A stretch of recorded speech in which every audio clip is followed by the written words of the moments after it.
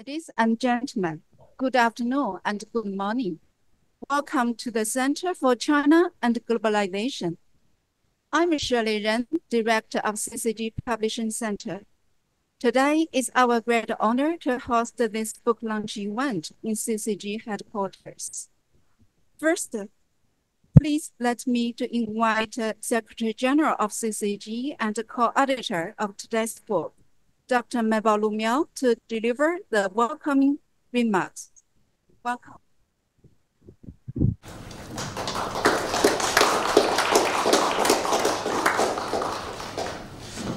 Distinguished guests, ladies and gentlemen, good afternoon and good morning.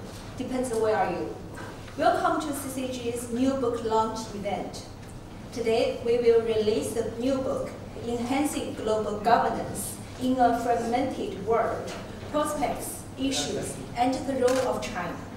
The English edition is published by Springer Nature. This is a timely book contributed by the global think tank community, aiming to search for various resolutions to the ills that currently plague the world and a way to create the future in which everyone benefits. We are thrilled to celebrate with you all today the launch of this new book. I would like to take this great opportunity to express my sincere thanks to Springer Nature, particularly Mr. William Archer, who is online. Later will talk with us, Editorial Director for Business, Economics, Political Sciences, and Law, and Ms. Lina Li, Regional Director for Books, China, Springer Nature Group. Your support was invaluable to the publication of this new book. Thank you. I would also like to take this great opportunity to extend my sincere thanks to all the contributors, all the great contributors who contribute to this edited volume for your support on the birth of this new book. Today, we are very honored to have so many distinguished guests join us to release this book and give their speeches. Please allow me to introduce. They are Zamir Ahmed Arwen, Founding Chair, Global Silk Route Research Alliance. James Hemowitz, founder of GBH Consulting and former president of China Institute in New York.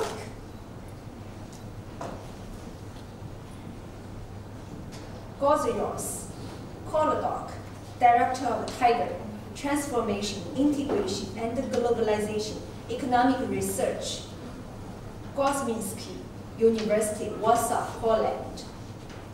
Arencha Gonzalez, lawyer, Dean Paris School of International Affairs, Sciences Poland. Stephen Howard, Secretary General, the Global Foundation. Hong Yulin, Vice President of Huaqiao University. Mehri Madar Shahi, Honorary Professor, Institute for Public Policy, IPP, South China University for Technology. Paolo Magri, Executive Vice President, Italian Institute for International Political Studies, ISPI. David Morris, President and Executive Director for One Earth Village. Kim Jong-un, Executive Deputy Chairman, School of International Studies, RSIS at Nanyang Technological University.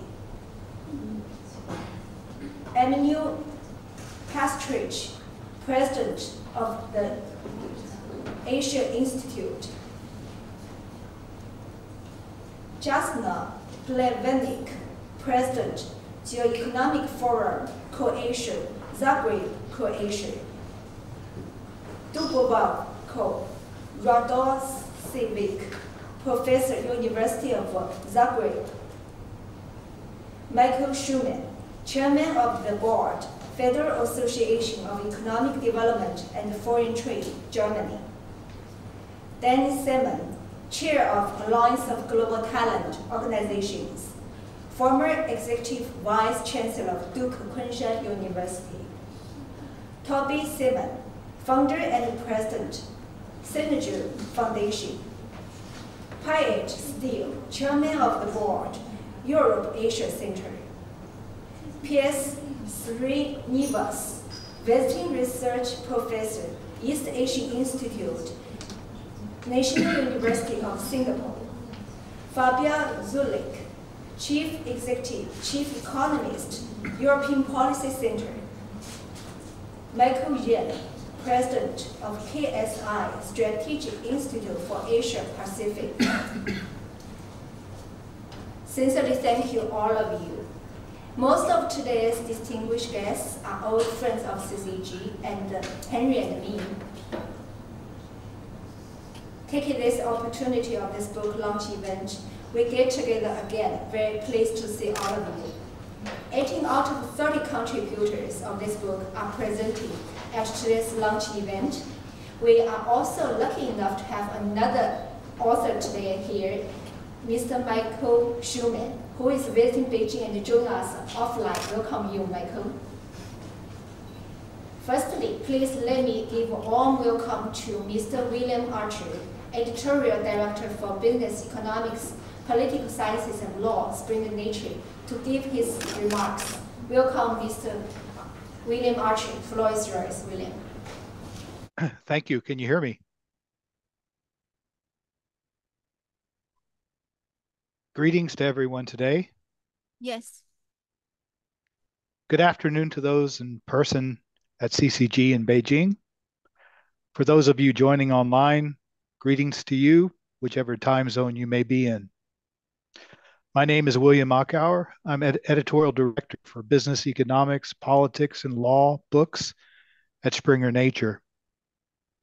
I'm joining you today from Singapore, where I am based.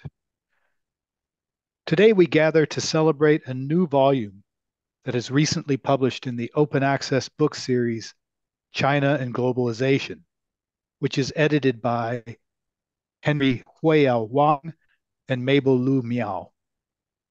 This volume, the 8th one to publish in this series, is also edited by the series editors. The title of the book is Enhancing Global Governance in a Fragmented World, Prospects, Issues, and the Role of China. The volume editors emphasize in the preface of this volume the evolutionary role think tanks have undertaken since the end of the Second World War. As the world gradually becomes more and more complex in its geopolitics, think tanks had increasingly become more significant in terms of their public policy advisory positioning. The book is divided into 4 key sections: the argument of multilateralism, China's role in a multilateral world, global relations, China and the world, and a new vision for global governance. The 25 essays in the volume feature contributions from 30 experts across the global think tank community. As an open access book publication, Enhancing Global Governance in a Fragmented World, Prospects, Issues, and the Role of China has already obtained 20,000 chapter downloads in the short amount of time since it published just a little bit earlier this summer. We expect the online readership to increase sharply in the coming months and years, given the strong track record of other volumes published in the series during the past nearly 3 years. To add a little bit of context, the very first volume in the series that published in the autumn of 2021, Consensus or Conflict, China and Globalization in the 21st Century, also edited by Henry and Mabel, now stands at 394,000 chapter downloads. Online readership continues strongly even after nearly 3 years since publication of this book. Transition and opportunity, strategies from business leaders on making the most of China's future, another edited work led by Henry and Mabel, now has 209 chapter downloads. That volume published in early 2022 and it continues to generate active online readership. Similarly, China and the World in a Changing Context: Perspectives from Ambassadors to China, which published in March of 2022, now has 189,000 chapter downloads with sustainable online readership to this day. I'd like to congratulate Henry and Mabel for yet another important edited work for this series, and I thank all the contributing experts from think tanks around the globe for their contributions to this important volume. Thank you very much. Thank you, William. Thank you very much. And thank you for your team's continued support to CCG. Now let's welcome another publisher from the Springer Nature Group, Liana Lee, to deliver her remarks. Welcome.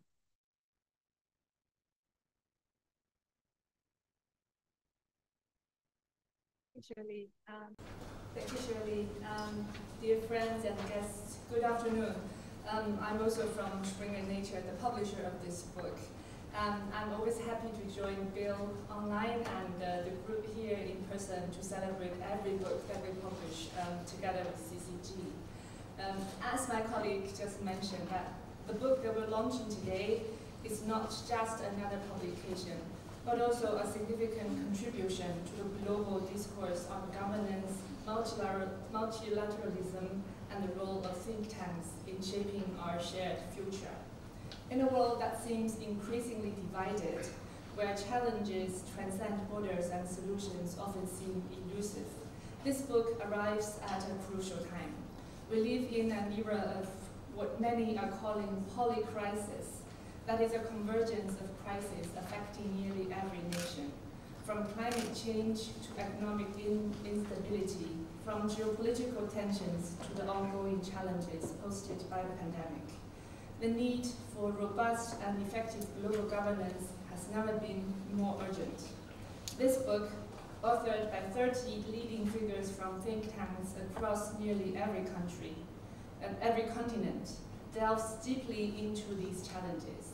It provides not just a theoretical framework for understanding the complexities of our time, but also practical solutions to help guide us towards a future where global governance is more inclusive, more multilateral, and ultimately more effective. What makes this book particularly unique and timely is its open access publication. And in choosing to publish this book open access, we are making a deliberate statement that the ideas, solutions, and insights contained within these pages should be accessible to everyone, everywhere. Open access democratizes knowledge, ensuring that these critical discussions are not confined to the halls of academia or the offices of policymakers, but are available to everyone in progress who seeks to engage with them. This approach aligns with the very essence of the book's message. Just as global governance must be inclusive and multilateral, so too must the dissemination of knowledge. By making this book freely available, we are enabling a broader conversation, inviting voices from every corner of the globe to participate in the dialogue on how we can collaboratively address the crisis that we face. I would like to also take a moment to acknowledge the Center for China and Globalization, CCG, whose leadership and vision were instrumental in bringing this book series to life.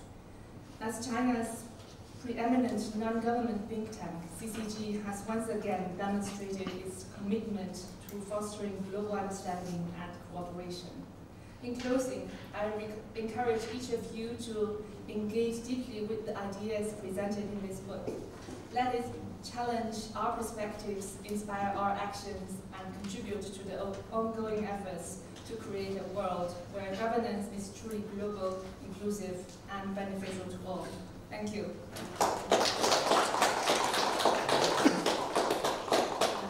Thank you, Dr. Lee, for your continued support to CCG too. Now let me invite President of CCG and the volume editor, Dr. Henry Huiyan Wang, to release the new book. Please, Dr. Wang. Good afternoon and good morning, depending on where you are. And so it's really a great honor for us to gather here at the CCG today to launch this new book that enhancing the global governance in a fragmented world. So this is really a very timely occasion to launch this book. So really thank all of you, particularly our authors and our commentators to really take part into this event. So I hope that this event this afternoon will shed some new light on the global governance and how we can meet the challenges, how we can improve our global governance, of course, to enhance our global governance. Like we like to hear the opinions and suggestions from our respected authors and of course our distinguished commentators that we gather here. Also, we have a representative from the Beijing Policy Circle, a think tank representative, embassy diplomats, and of course also journalists of all kinds. So really a great occasion to welcome you, all of you here. First of all, I'd like to really thank that Spring Nature, the Mr. Hauser and also Dr. Lee for participating, because Spring Nature is one of the largest publishers in the world, and we've been really collaborating with Spring Nature for a series of policy books. I mean, the series of China and Globalization series, this is already the 8th book that we are publishing, and also we just 2 months ago we launched our last book, Escaping the Hidden Trap, with Graham Allison of Harvard Kennedy School here, again also at the CCG. So this is really a very interesting book that I highly recommended for our authors, for our audience, not here today, but also online. We're going to put this on the China social media and of course on YouTube worldwide to really promote this book. So let me give you some details about this book. So this book is really come out of the ideas of that we've been think tank. This is 16 years of Center for China Globalization, but we have been conducting a number of think tank events. We encountered many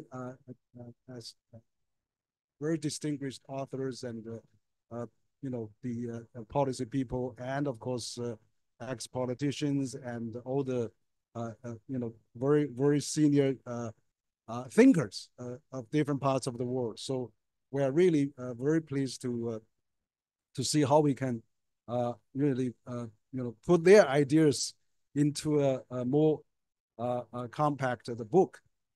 So this series is part of the China Globalization series book that basically CCG wants to create a balanced global perspective by gathering the views of highly influential policy scholars, senior diplomats, multinational CEOs, practitioners, and opinion leaders from around the world, of course, also from China.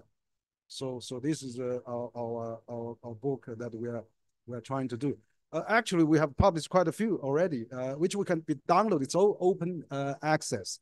Like a consensus of conflict, Asian 21st century, and transition and opportunity, strategy for business leaders on making most of China's future, China and the world in a changing context, perspective from ambassadors in China, at the ebbs and the flow of globalization, Chinese perspective on China's development and role in the 21st century. All those books are really all online, and the future of China development and globalization, and soft power and great power shifting, and soft and great power competition shifting sands in the and balance between the United States and China. So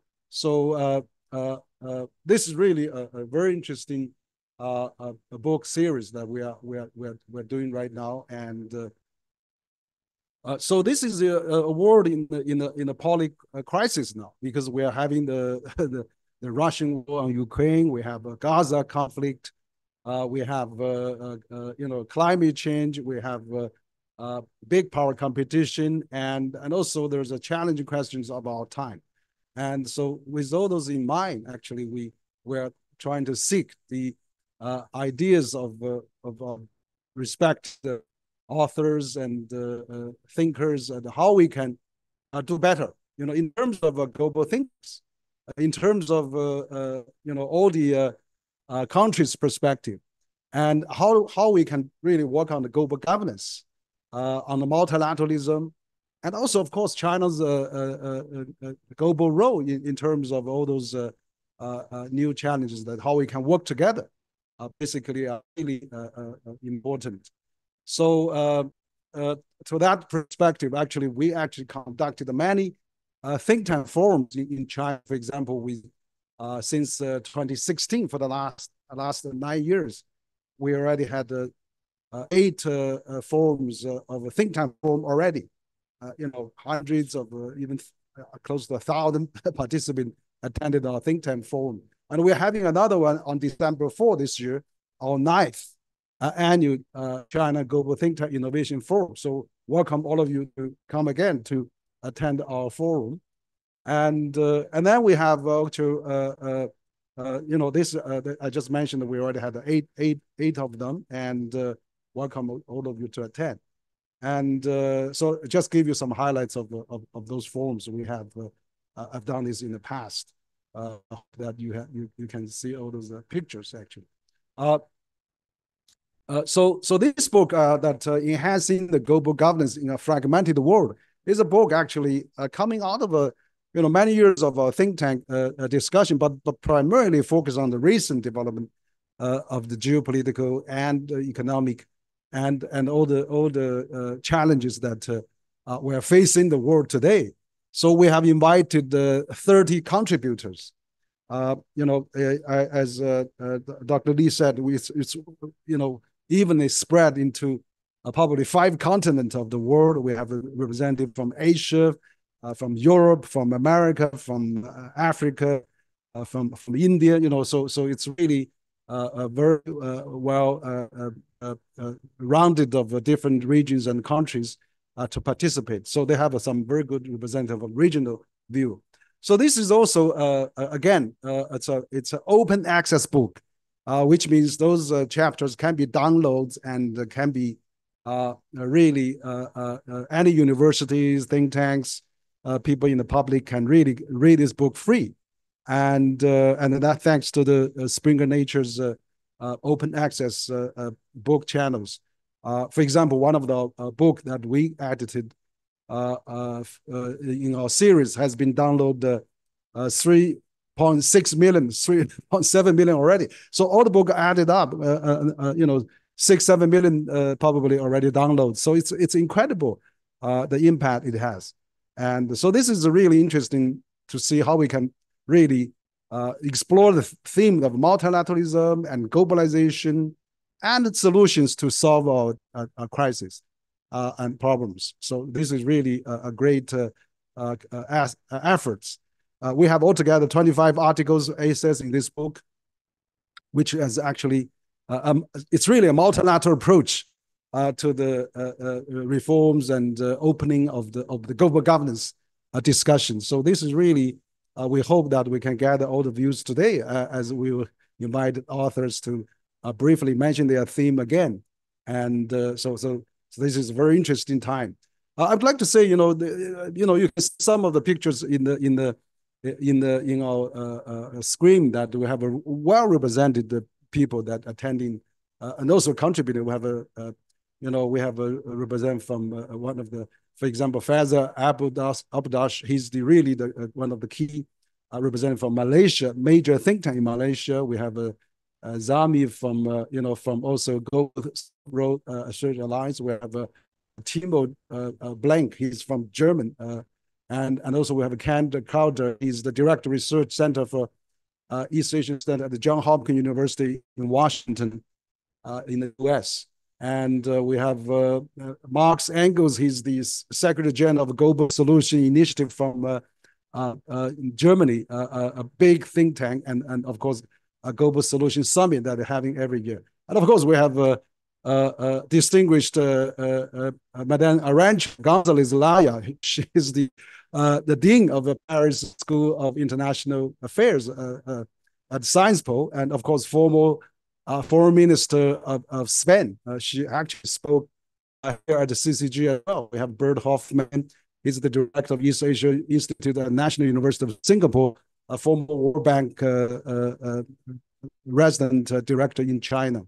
And of course, we have Tian Bong Hong. He's the professor from international studies at IS. So many representatives from various places. And of course, we have here also Steve Howard. He's the Secretary General of the Global Foundation from Australia, a well-known foundation. We have Danny Inkton. He was the former director of research at the Cato, but now at the Henrik Foundation. And we have Gigoras Collado. He was the former Deputy Prime Minister of Poland, a well-known expert. And of course, we have Pascal. He's the founding president of the Paris Peace Forum and a former Director General of the WTO.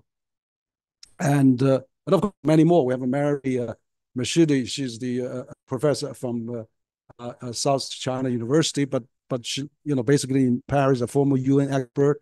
And of course, Mr.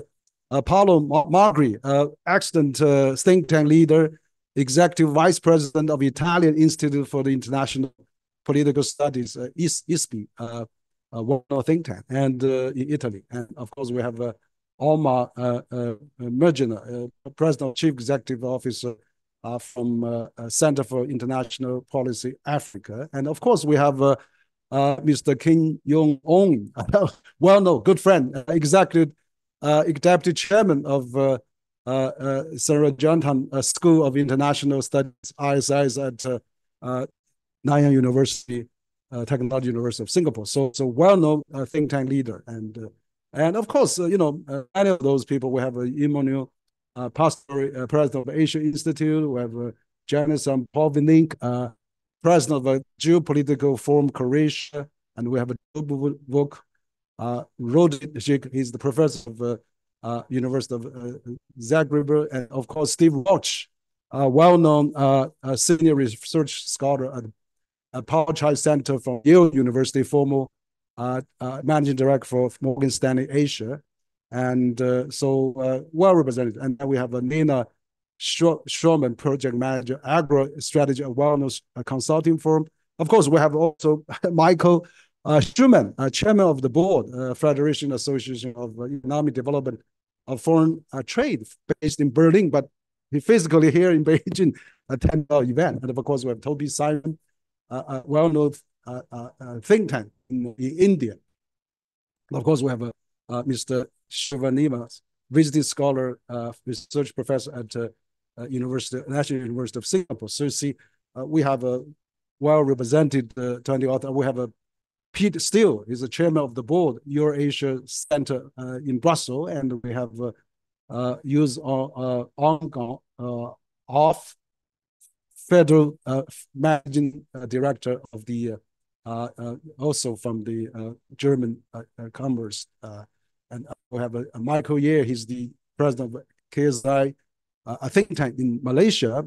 And last but not least, we have our old friend Fabian Zulli, chief executive and chief economist at European Policy Center, which we have many cooperation in the past number of years.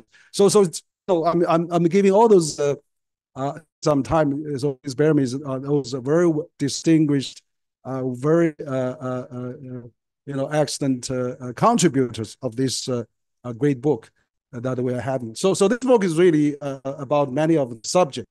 We have regarding the argument for multilateralism. We have great contributors from quite a few authors reclaiming multilateralism as a prerequisite for sovereignty, fostering consensus to prevent future catastrophe, peaceful development, a war of economy, and running to rescue the multilateral cooperation. Just give you some highlights of that. And of course, we have also a second part, China's role in a multilateral world, strategic re-globalization, how great power rivalry is impacting the multilateral trading system. And we have the role of China in the globalization and China-ASEAN partnership, and also the economic diplomacy as an answer towards the global challenge, the experience of Sino-German economic cooperation, and China's changing role in a multilateral development. Just to see all those categories of articles: geopolitical risk and unconventional RMB internationalization, and China and globalization in a changing context, China's inroads in the global governance, and the global governance, China's role, and Beijing as a global political city, strengthening the success of a Chinese governance system, and Chinese role in modernization and stabilization of a contemporary post-war order.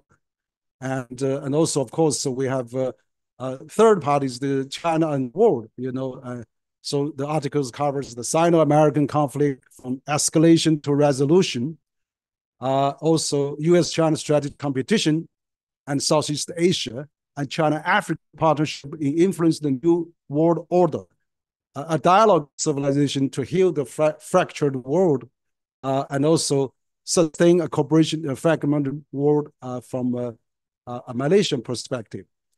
So a very interesting article, many of them. And also the final part of this book is global governance, a new vision for the global governance, Europe's future in a context, the global environment, European perspective on the roles of cooperation in shaping global governance, an international constitution of information empower a new community with a shared future in cyberspace.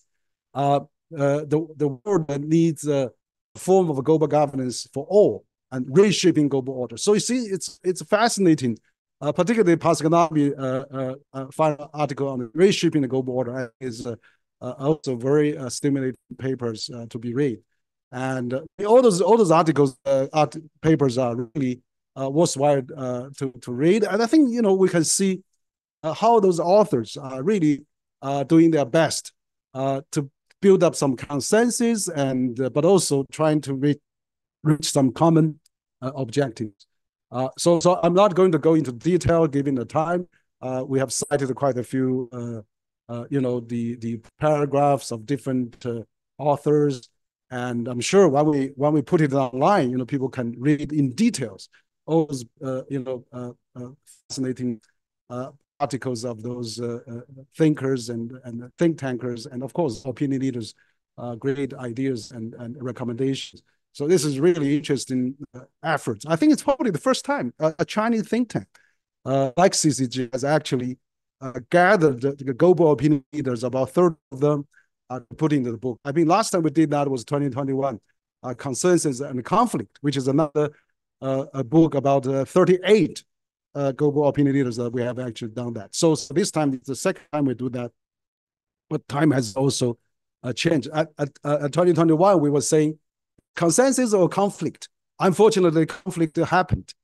So this is the book we are trying to tackle the fragmented world, and we need the wisdom of all the scholars, all the authors, and of course all the people here, and also the think tank forum that we're having to hear all the peoples to talk about that.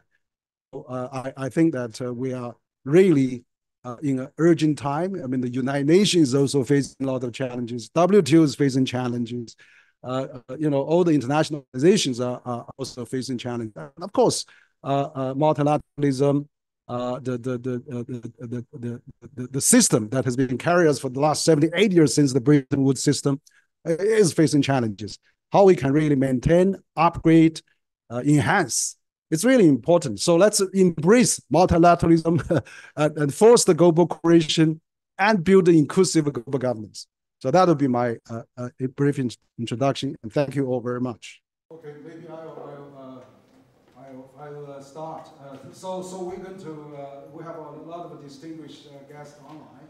And also I would just like to inform that we have Professor Jacques Delis. He's the director of Contemporary China Studies from University of Pennsylvania, also in Beijing, joined us just now. So I don't know, it looks like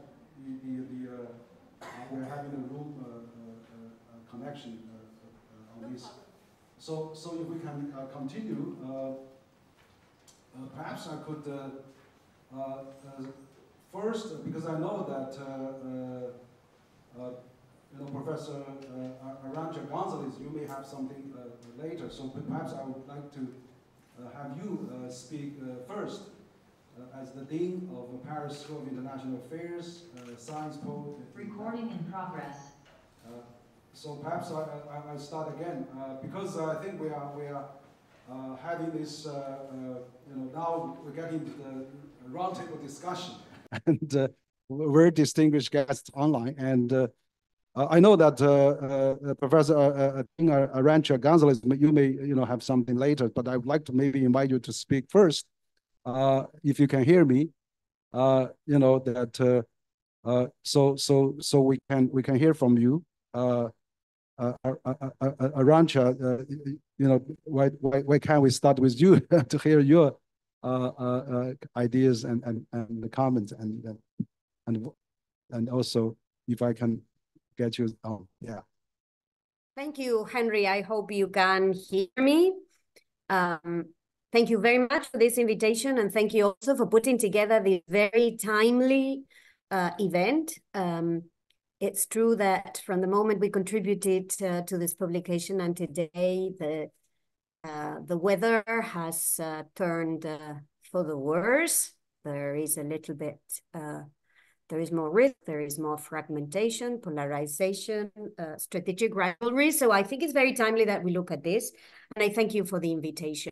I will not dwell on the whys, but I will want to focus because I think the many contributions that you have quoted go very much in depth on the reasons why we find ourselves here and on the need for greater international cooperation and how to do it. But I want to focus on what I see as three big flashpoints that we need to urgently work on, whether it is at the national level, because at the end of the day, global governance today is mostly still made by sovereign states.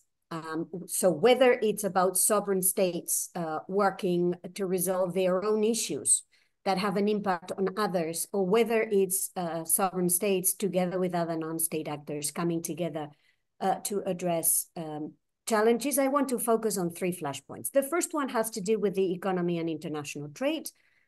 And since you have asked us for what role China can play, I think China can play a very important role by addressing what I see as a growing imbalance between the external sector and domestic consumption, which is having a spillover effect on the rest, on the world economy, on the economies of the rest of the members of the international community, and which I think has a lot to do with what the investments that China will make to strengthen the social safety nets at home, whether it's on education, on healthcare, whether it's on pensions, that will unlock a lot of the domestic consumption that today is very subdued.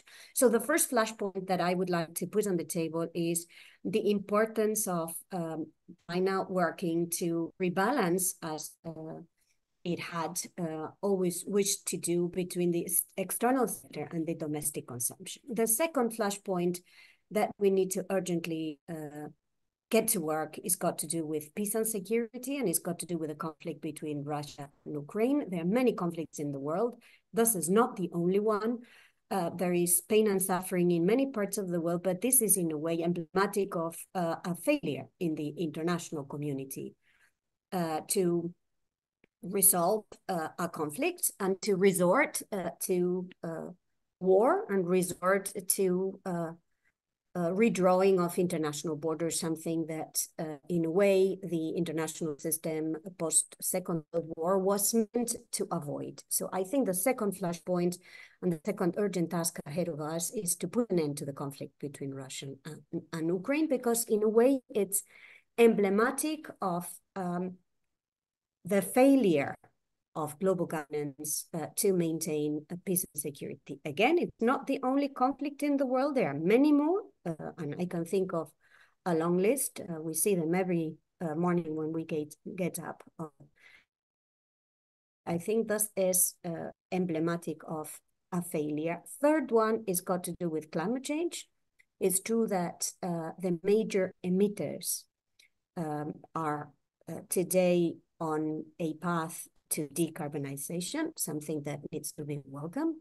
Whether it's China, whether it's the US, whether it's India, or whether it's the European Union, the path is to decarbonization. These are the big emitters today. But I think we are not considering the impact of climate change on many other countries around the world who today lack the resources to face, to prepare. They are not big emitters, but they are on the short end of the stick. They suffer the impact of climate change, and they are unable to weave the fight against climate change with their own development objectives, partly because of a failed international financial architecture. These three, to me, are emblematic of where we should focus if we wanted to stabilize a little bit a world that, let's say, is in a bit of a turbulence. So, Henry, I hope I have put a bit of fuel in this excellent conversation. Thanks again. I'm very much looking forward to continuing the conversation. Okay, thank you, Arantxa. Excellent,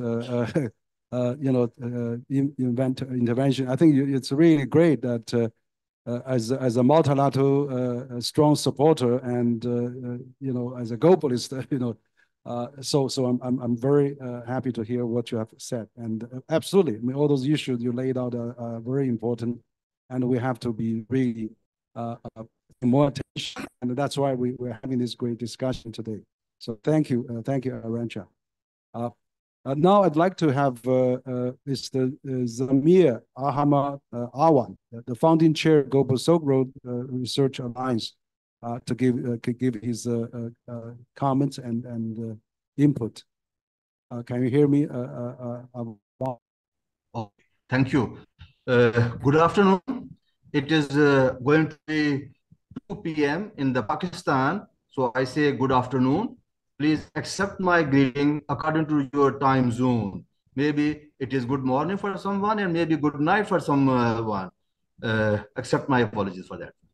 I also have served in Pakistan embassy as a diplomat, as a counselor, science and technology. At that time, from 2010 till 2016, I have a good interaction with the Chinese higher officials. So I have a very good grip of the Chinese society and the systems. And I have seen and I have witnessed the reforms, early stage of the reforms in 1980s. And I have seen the mature, developed China in recent years. I'm traveling to China frequently, so I'm always updated with the China knowledge. In addition to my book chapter, which you can read anytime, I would like to say that the best thing about the Chinese system, that they get the feedback of each and every policy from the public, from the stakeholders, and they keep on improving or keep on changing it. This is the best governance in the world. They make a policy and then implement it. During the course of implementation, they get the feedback of the stakeholders. And then if there is something wrong or if there's space for the improvement, they keep on improving. This is something amazing, which I don't find in my country here. In my country, the people say this is the law and this must be law, and they have to implement it. In China, they are quite flexible in some areas. Based on the feedback, they are improving. This is one of the reasons how the China has made so huge development and so good progress in just 4 decades. And one thing more, the Chinese people-centric approach is very impressive. I have seen, I have witnessed, I have experienced that the people are the beneficiary of the Chinese policies. And if by chance there is something wrong or something inappropriate, they immediately rectify it. They immediately rectify it. They don't exercise their power to implement the wrong policies. They are very flexible in this way. And one thing good about the Chinese society, they are always willing to learn, not only from the stakeholder, not only from the inside the Chinese public, but they also wanted to learn everything from the abroad, from the developed countries also, from the underdeveloping countries, even that sometimes they learn from the Middle East and Africa countries. They are open-minded. In contrast to some people in my country, they think they are perfect, they know everything. But the Chinese don't argue for that one. The Chinese people, they believe, let's learn something more. They do whatever suits their society. They do whatever they think it is the right, appropriate. But they give the chance to the other party to express their feelings and share their feelings.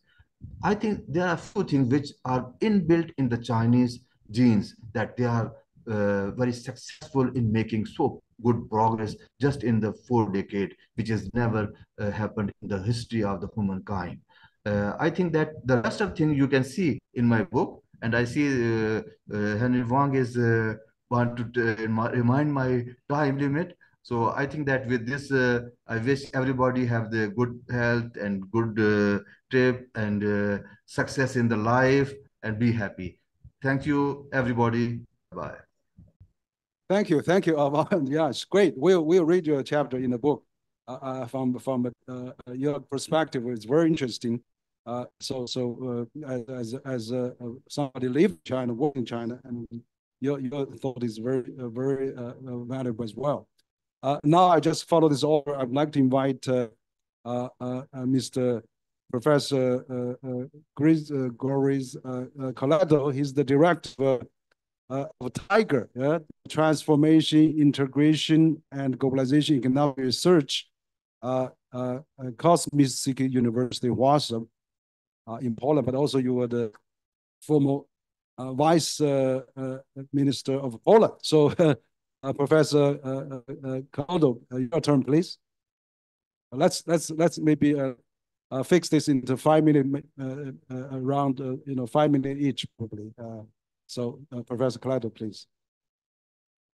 Greetings from Warsaw.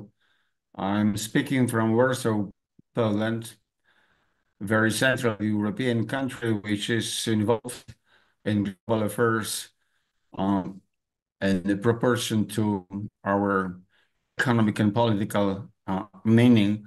But basically, I'm a political economist with a lot of experience from making policies and politics, being 4 times first deputy prime minister for economic affairs and finance minister.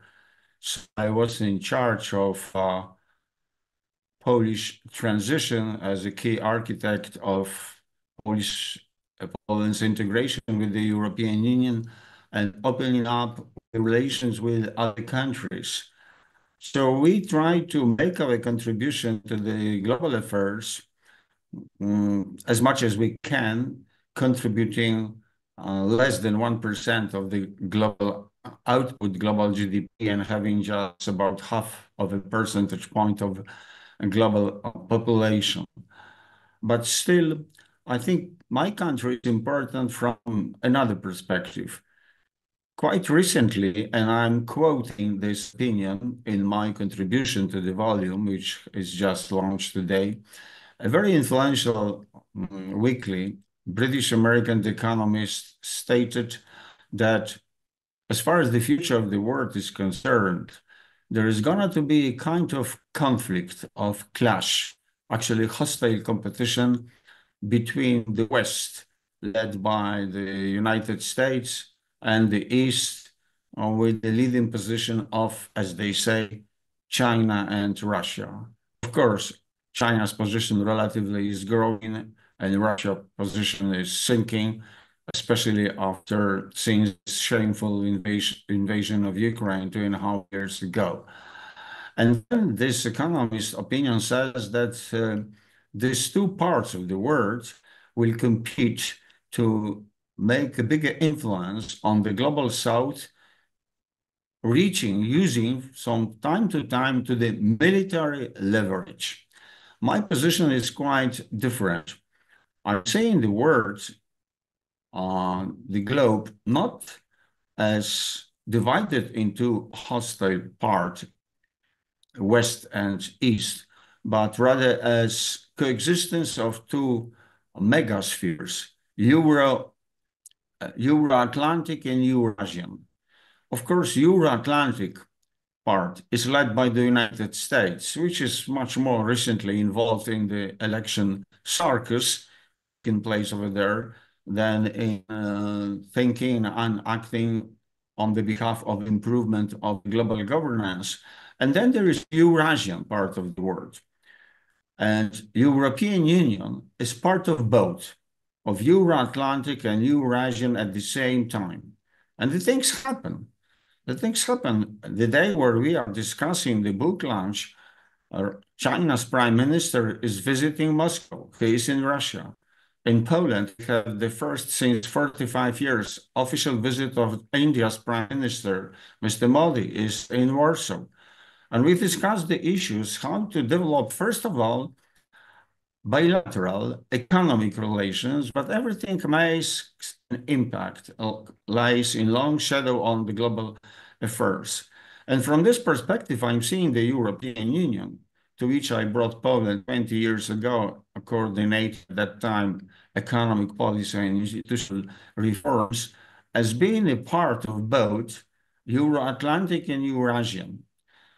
And I believe that the smart policy of the new European Union leadership, we are just after election, as you know, to the European Parliament, and we're in the process of establishment of the new European Commission, is to develop working, pragmatic, fruitful, pro-development relations with United States and with China and with other countries. I think one significant country, and I'm observing with a great interest, great attention, the relations between China and India.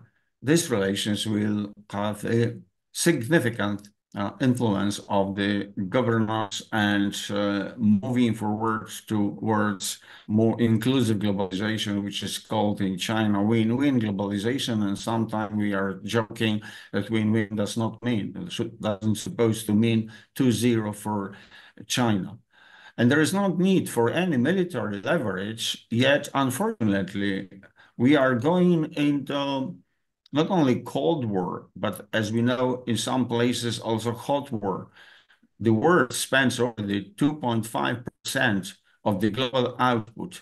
That is more than $2.5 trillion this year for so-called defense. Everybody is talking about defense. Nobody is talking about attacking somebody else. Everybody is defending himself. Unfortunately, I'm saying unfortunately, which is very popular in my country. Poland now is country number 1 as far as the share of military spending in GDP is concerned. We are spending 4.2% relative to GDP, even more than the United States. So what we observe in different parts of the world, this is a kind of militarization of the economy at the time when there is not enough resources to be allocated for fighting public enemy number 1, that is warming the climate, fighting poverty, and so on. And these problems are not possible to be solved without reinstitutionalization of globalization. Again, I'm the economist, so I mean by economic globalization, historical and spontaneous process of liberalization and integration of thus far to the extent of performing separately national economies into one worldwide, intertwined global economy. What happens here depends on what has happened somewhere else and is making an influence in other parts of the world. We are connected. And from this perspective, there is the need for reinstitutionalization of globalization, and each initiative going into this direction is very important. I do expect that the Chinese leaders, for instance, will support the proposition of the Secretary General of the United Nations to bring an African Union to the permanent member of the Security Council of United Nations. There is so much to be done. And of course, as it is stated several times in our book, very much depends on leadership. If there is a proper leadership and some realistic, pragmatic, long-term vision, not an illusion, this is the starting point. So the question is what kind of leadership we may expect in certain countries. But if we go from country to country, we see how big problems we have in US and UK, in France and in Germany, in Poland and elsewhere, within the democratic regimes or authoritarian political system. So lacking leadership is a very big problem. So maybe that would be a good idea to have another volume co-edited, published by Springer and CCG about a necessity to restructure leadership in the global affairs, because without such, it is impossible to address the issues. So to conclude, as an economist, I'm saying also in my books that globalization, according to my economic definition, is a irreversible process. There are the frictions, there are the problems. We have the trade war. Actually, we have the Cold War II going on sometime, imposed by or called by the United States, especially against China. And there will be the great competition to make an impact upon the so-called global South. And this competition is definitely being winning by China. China's position in the global South is growing, while the position of United States and the former colonial powers, especially UK and France is weakening. Global South, in terms of economic output, is growing faster than the rich North. Population of global South, not anymore in China, but in global South as such, is growing, while in the West it is declining. So the relations between population, economic and political might is changing. It is hardly to be accepted by the United States, what we may observe also during this presidential campaign going over there, but it is an irreversible process. And now the big question is how to govern the global affairs to make it more peaceful, more cooperative, and less hostile. This is the big challenge, and there is the solution to the challenge, but I'm not sure that we are going in the right direction. I'm very much concerned as the future of the world economy is concerned because of the second Cold War.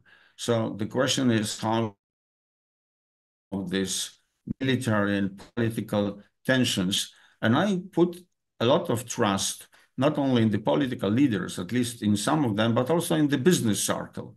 Business people are not, by and large, on the side of raising the protectionism, trade barriers, because it is bad for expansion, bad for development. So maybe we have go a little bit more again from politics to economics to discuss the challenges for the future and how to make the world less fragmented.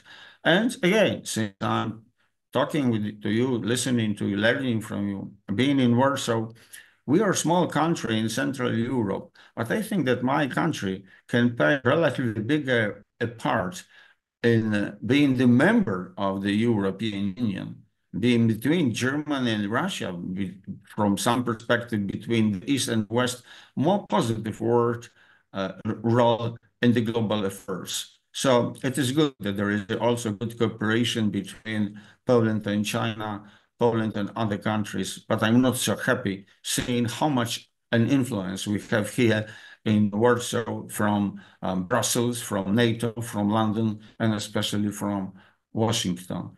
Pluralism is an answer for the question, for the challenge of the fragmentation of the world, keeping in mind the globalization, because of the good economic aspect of it, is an irreversible process.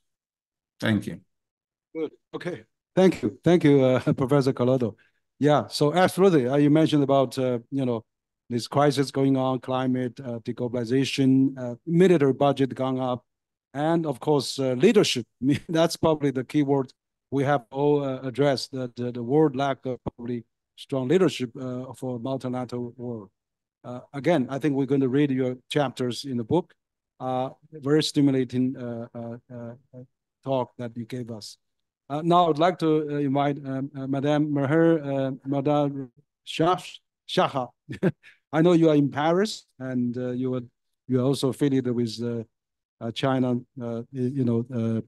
Institute of Public Policy at the South China University of Technology, but also you have also worked with UN for many years. So why don't I ask you to say a few minutes of your perspective? Mary, please. I hope you can hear me. Yes. Good day. Good day. And I would like to start with thank you very, very much for inviting me to this extraordinary, distinguished group. I feel very much privileged. And I do believe it is an occasion that the world should have celebrated. But unfortunately, looking at what's going on around us, this celebration is a bit mute. I raised a number of issues in my article, but I ended with the hope that there will be a mutual understanding, at least on a few issues, including climate change and food security, among the two major powers in the world, one in the West and the other one in the East, China and the United States. Now we are talking about 2 years later from that article.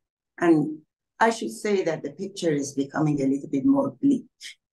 We do not only have Ukraine and Ukraine problem, which has not been resolved, and it's going through ups and downs through various kind of interplay of interest by various nations, including Russia and Ukraine.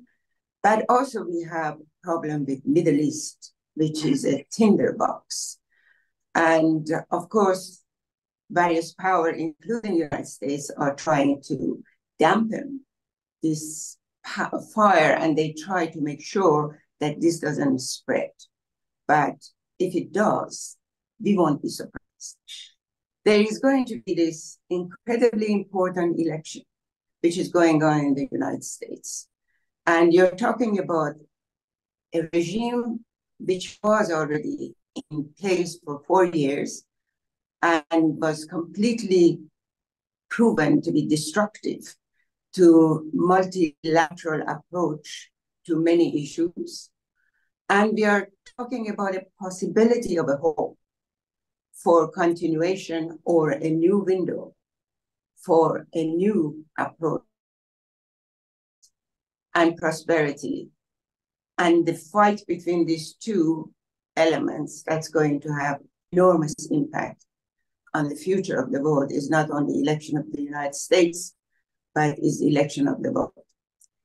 So looking at what is happening now, of course, there are words that one can utter and one can say, we hope to do this, we hope to do that. But let's face the reality of the world. In recent years, effectiveness of global governance and multilateralism has been increasingly scrutinized.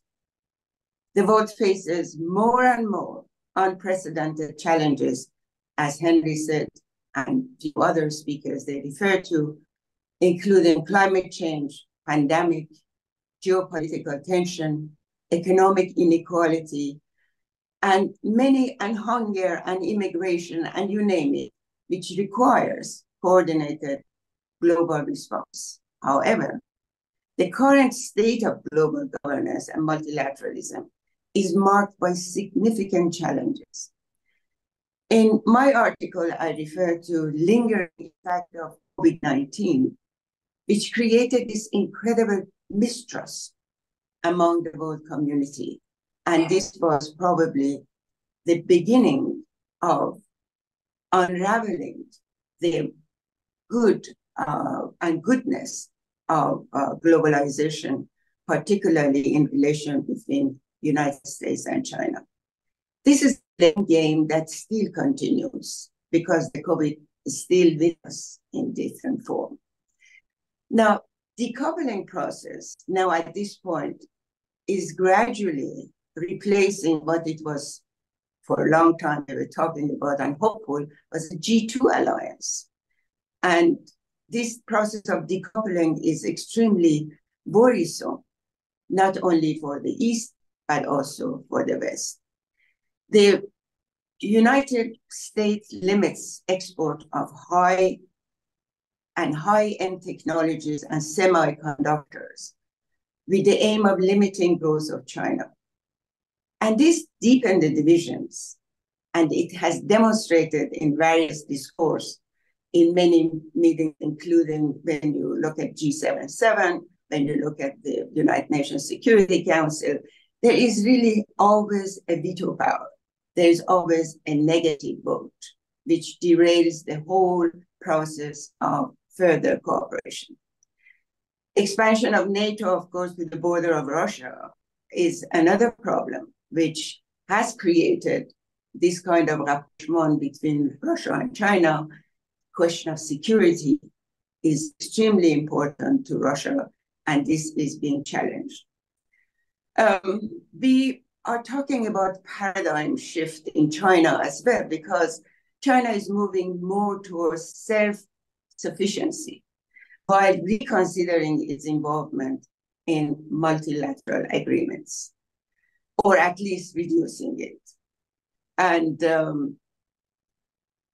unfortunately, the world is going towards a Cold War, as it was mentioned by our colleague from Warsaw. Militarization is replacing the goodwill towards economic development, towards mitigation of climate change problems, towards health and security, towards taking care of deprived and homeless, and also taking care of those that they are extremely disenchanted with the process of globalization, and they become extremely nationalistic. You're talking now about regionalization, no longer globalization.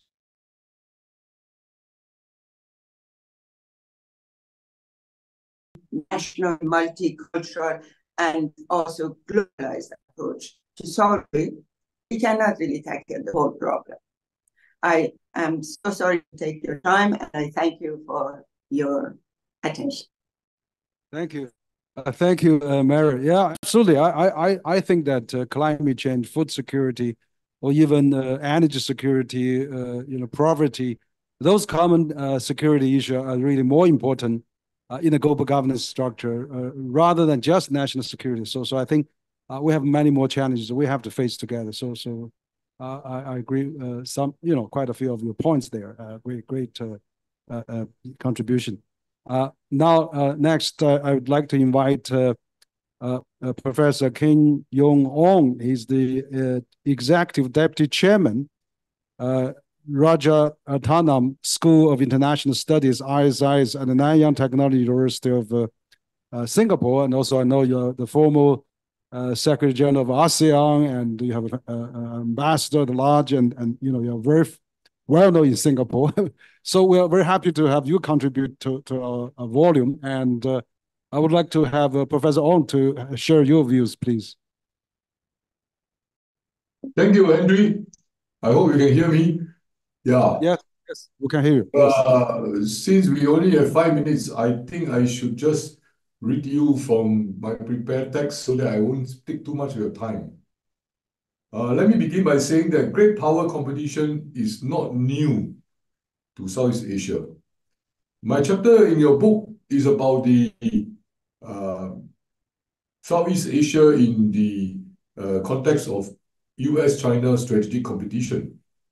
So I want to say that throughout our history in Southeast Asia, the region has been a crucible of contestation among the powers of the day. In the 21st century, how the contest between China and the US evolved will have a major bearing for people living here in Southeast Asia. We have to recognize that these two big powers, that is China and United States of America, will always be competing. So the question is, what is the nature of this competition? Is it something that others around them, particularly smaller countries and the medium-sized powers, can manage? Of course, there will be disruption and disturbance in the relationship between major powers and other countries. But that does not mean that the state do not have what we call agency. In the context of international relations, agency will refer to the ability of states to determine their own foreign policies, free of external influence or interference, especially by the bigger powers around them. Notwithstanding the focus on great power competition these days between the US and China, the future of Asia does not hinge solely on what happened between Washington and Beijing. No country can fully insulate themselves from the effects of US-China competition. This has now become an entrenched issue that is part of the structural component of the international system. Yet, Southeast Asian countries need not be passive players in their own region. At the very least, they can develop better understanding and clarity of their evolving strategic landscape and develop policy options that are not delimited by great power competition. Amid the competition, states in Southeast Asia should exercise their agency in helping to manage situations that pose a threat to peace and security. For example, we all read about the situation in the South China Sea, particularly between the Philippines and China these days. ASEAN as a grouping in our region is negotiating with China for a code of conduct.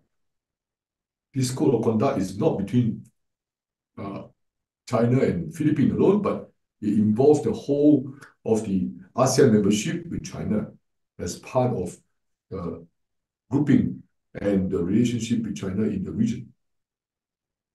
The complexities of issue involved mean that there are considerable difficulties in reaching agreement between ASEAN and China on sharing the contiguous geography, managing ingrained perceptions of history, and apportioning responsibility in the maintenance of peace and prosperity in the South China Sea. At the same time, it is not possible to coexist and work in partnership without rule-making and a rules-based framework for mutual benefit and progress. At the end of the day, as we often say in Southeast Asia, both ASEAN, not just the claimant states in the grouping, and China stand to benefit from realizing the code of conduct in the South China Sea in order to avoid open conflict in future. It is not enough to say countries have agency.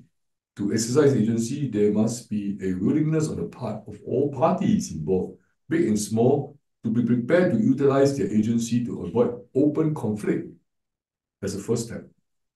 All countries must agree that because of our global historical development, whether military or politics or history or economic, there are always going to be different opinions and there will be the competition of ideas. So then, how do we go forward without conflict, especially now with our diverse world? We need robust global governance institutions. However, trust in global governance institutions is at a low. How to enhance global governance? I submit that the first ingredient is to have an enlightened approach. An enlightened approach. Enhancing global governance requires a new habit of working together and to coexist. Coexist. To coexist, we must first be willing to give and take. The fundamental point is not to destroy what we have. Secondly, build the trust from there. We must work to emphasize the significance of mutual trust and confidence, mutual respect and mutual benefits, as well as adhere to the shared principles, purposes, values, and norms enshrined in the United Nations Charter, the ASEAN Charter, and any other international instruments. Thirdly, there will be dispute from time to time. To resolve such dispute, we must look to promote dialogue, cooperation, and confidence building measures. the increasingly fragmented world today requires global governance, and global governance requires a new habit of working together and to learn how to coexist. Thank you, Henry. Okay, thank you. Thank you, Ambassador Ong, for your great sharing. Also, a lot of food for thought there. Yeah, that's great contribution. I know Ambassador Steele is leaving a few minutes. Perhaps Ambassador Steele, you can give your contribution before you leave. Ambassador Steele from Belgium, you are the chairman of Euro-Asia Center there. Thank you. Thank you, Henry, and also thank you, Mabel, for this extraordinary organization of bringing together, compiling all these contributions on the theme of global governance in a fragmented world. And I must say I was very honored to be asked to present my submission, and you know, I was able to express my views, which you can read, of course, in the book. Let me just say a few words on the question of multilateralism. Multilateralism is, if I may say today, a very old-fashioned idea. It used to be in the 80s the buzzword, you know, to bring also the world has always been fragmented, the fragmented world together, and we were able to do so in different international organizations. And myself, I had experience with the WTO. Multilateralism was in the beginning mainly focused on trade. Also, multilateralism should be what we call rules-based. I mean, you cannot have multilateralism without, you know, kind of the rule of law at the international level. So I think this is a very key concept. And let me just highlight some of the points which are dear to me and in my experience as a former diplomat. First of all, when it comes to multilateralism, one of the best examples of multilateralism and governance is the European Union. I mean, the experience of the European Union and the unification of Europe is a true example of how you can bring a very fragmented world together. You know, I don't have to go back to the 40s, the Second World War, when war was all over in Europe, and that we were able to rebuild Europe on the basis of the rule of law and on the basis of multilateral concepts. My second point I want to make in front of this you know, very eminent audience is indeed the role of China in multilateralism.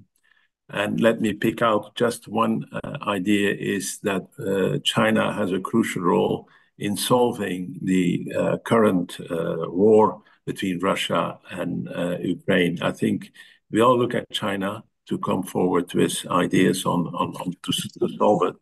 But as it was already said, a very shameful war, you know, at the footsteps of, you know, of Europe.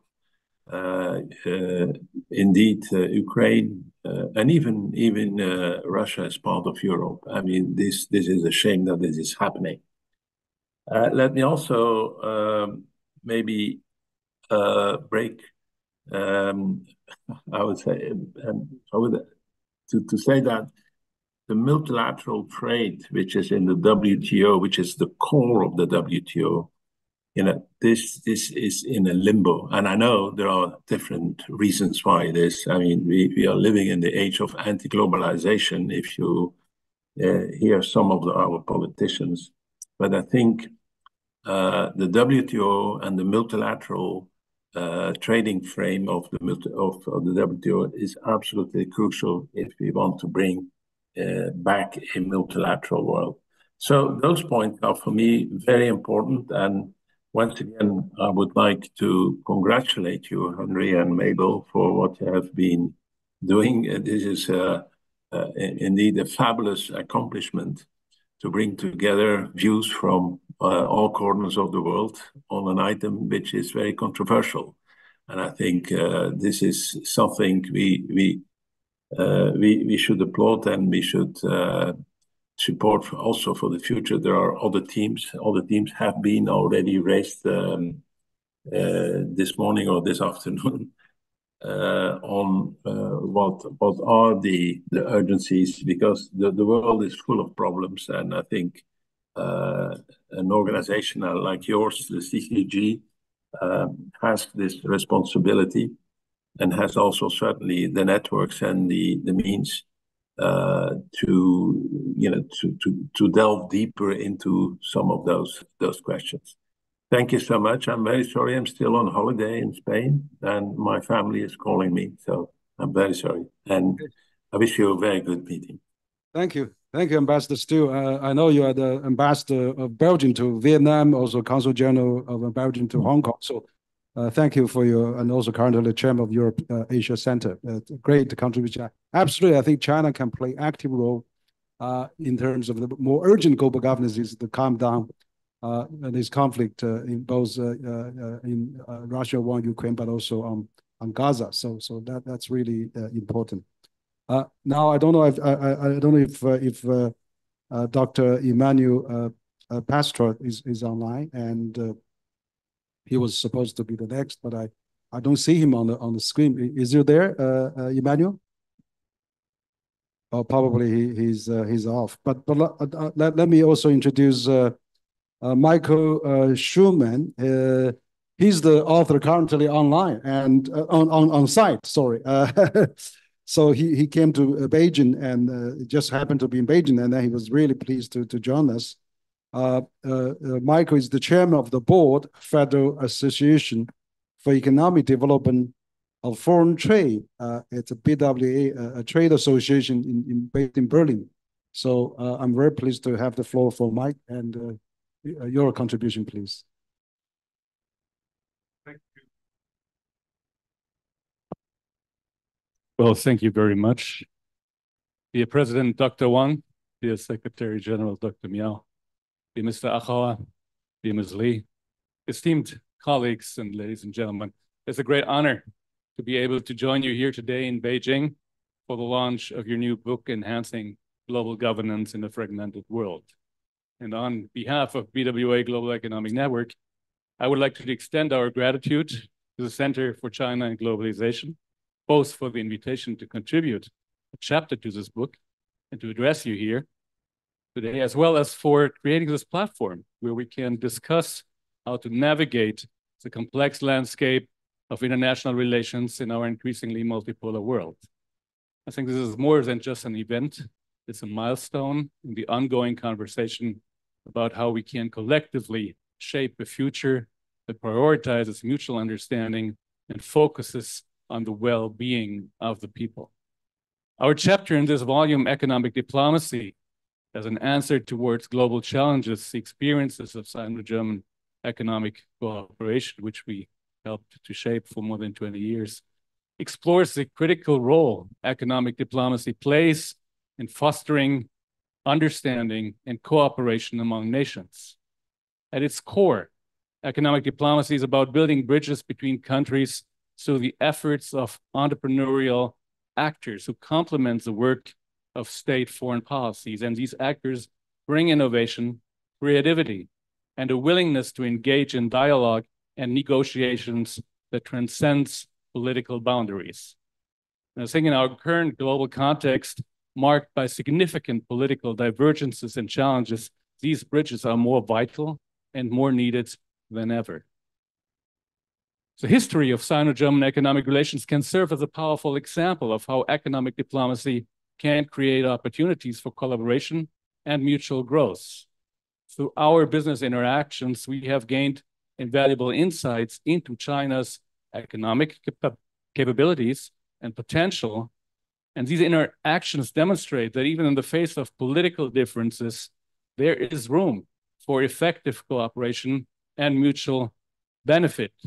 We've just released the figures. German companies invested 7.3 billion in the first 6 months in China, the first 6 months of 2024. That is even more than last year, and that already was a record number.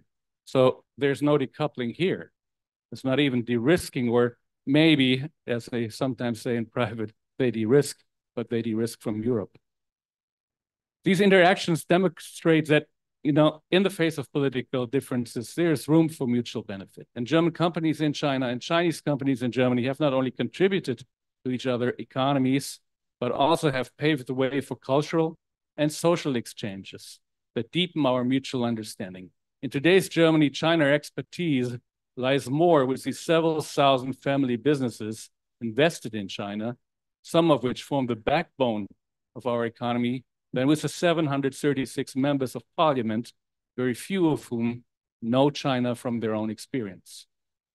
In a world where economic power is increasingly dispersed and traditional geopolitical alignments are shifting, I believe economic diplomacy offers a pragmatic path forward. It allows nations to engage with each other based on shared economic interests and mutual respect, fostering an environment where trade and investment can thrive. And this approach not only helps in resolving conflicts, but also contributes to global stability and prosperity. By focusing on economic partnerships, we can build a framework for international relations that is resilient to political fluctuations and changes. By engaging in robust trade relations, we open channels for dialogue and understanding, facilitating smoother navigation through the complexities of international relations. And this is particularly relevant in a multipolar world where no single country can dictate the global order anymore. Instead, we see a tapestry of interconnected relationships where trade serves as a common thread, weaving together diverse interests into coherent and cooperative global community.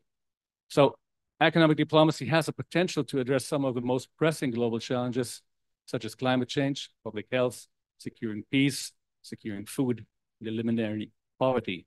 By collaborating on these fronts, nations can pool their resources and expertise to develop solutions that benefit all in a global community with a shared future, as we like to say here in China. And as we discuss the future of global governance, let us recognize the central role that these interactions can and should play in shaping a more inclusive and cooperative world. So continued collaboration and dialogue exemplified by the history of Sino-German economic partnership, and we give some concrete examples, we can work towards a future that benefits all. It is our collective responsibility to harness the power of this type of interactive economic diplomacy to bridge divides, foster a global community that is resilient, prosperous, and inclusive. And by embracing this approach, we can ensure that our global governance structures are equipped to handle the challenges of the 21st century and beyond, and that we move from a paradigm of confrontation towards one of cooperation. Thank you very much. Great. Thank you. Thank you, Michael, for your excellent contribution. Yeah, I didn't realize during the last 7 months, I mean, the German investment in China has breaking a new record. That's really great news to know. And I know you've been a champion of German industry, particularly small and medium enterprises, but have done a tremendous contribution between China, Germany, China, Europe. So I'm very, very want to be watched for your continuous activities and also for your great contribution to the book. Now I'd like to invite Dr. Fabian Zule, also another good friend of us. He's the CEO of the European Policy Center, but also chief economist. I know the EPC, European Policy Center, is a well-known leading European think tank, EU think tank, based in Brussels. So we have collaborated quite a number of years, and I'm very glad that this time we had you to contribute as a paper. We have contributed many times to your project, but I'm glad you have contributed to us now. I would like to hear from you, from Brussels, EPC. Fabian, please. Thanks very much, Henry, and thank you for all the cooperation and also inviting me to be part of this book and part of this event. I think it's very, very important that we look at multilateralism, look at the global situation at this moment in time. We called this 3.5 years ago the age of permacrisis. And I think what we have seen in the last years has very much reinforced that situation where we have to start seeing the world as it is now, rather than the world as we would like it to see. The world has become more conflictual, has become more difficult, and the global economic and political order is very much under pressure. It's under pressure on many fronts. Certainly from a European perspective, it is very important to emphasize that Russia's war of aggression against Ukraine is threatening Europe's security directly. So for us, this is also a moment when we have a direct security threat in a way we haven't seen for many decades. In that very conflictual, difficult world, cooperation has become even more important because we are also facing some global issues together. Certainly, many of the issues have already been mentioned today, but just to emphasize again that climate change as an existential issue for humankind is something we will have to address together, regardless of what happens in the political sphere. But that is creating a paradox. It's creating a paradox that we need multilateralism more than ever, but acting multilaterally has become more and more difficult. So we have to find ways of also having more dialogue, being able to reform the institutions which we have, to make them more inclusive, to make them more accessible. But unfortunately, where we are going at this moment in time is rather a global world order which dissolves, which becomes more chaotic, more fragmented. We are not seeing a replacement of the institutions. We are seeing a world which is much more Hobbesian, much more without the institutions which are holding us together. That demise of the world order is visible both in the economic and the political sphere, and it's leading to more polarization, more fragmentation, and less cooperation, even on those issues which we're facing together. I think that China clearly has a big role to play in that future of the global order. It is one of the superpowers, but we should also not forget the US also has a role to play. All the middle powers have a role to play. Everyone has to be invested in that global system. And that means we have to be clear that breaches of the common rules of the common agreed global order are not acceptable regardless of who carries them out. That means that also we have to make sure that Russia does not get away with the invasion of the sovereign territory of another state, does not get away with threats of nuclear weapons, does not use its nuclear threat as an argument within a war, which will lead to nuclear proliferation right across the globe. Because we should always recall that Ukraine gave up its nuclear weapons with a guarantee of security from Russia, which has now been broken. So the message which will go out to the world if Russia is not stopped is that keeping your nuclear weapons or developing nuclear weapons is the best thing you can do. So we are moving towards an even more difficult and even more fragmented world unless we address these issues, and China has a big role to play. That means also adhering to global rules for all of us, but that also means across all different spheres, politically, UN Charter, and clearly this is also something which applies to Gaza, but also in the economic sphere. And the WTO, I think with all its flaws, with all its difficulties, is still the one body we have to try to coordinate economically. So we need to collectively invest. And I think this is also where I would see a big role for China in developing a truly multilateral world. So thank you again for involving me in this. I'm very happy to also continuing this conversation and debate. Thank you, Fabian, yeah, for your excellent contribution as well. So we'll read your chapter, and also we'll have your thought shared here that we'll go further into discussion on that.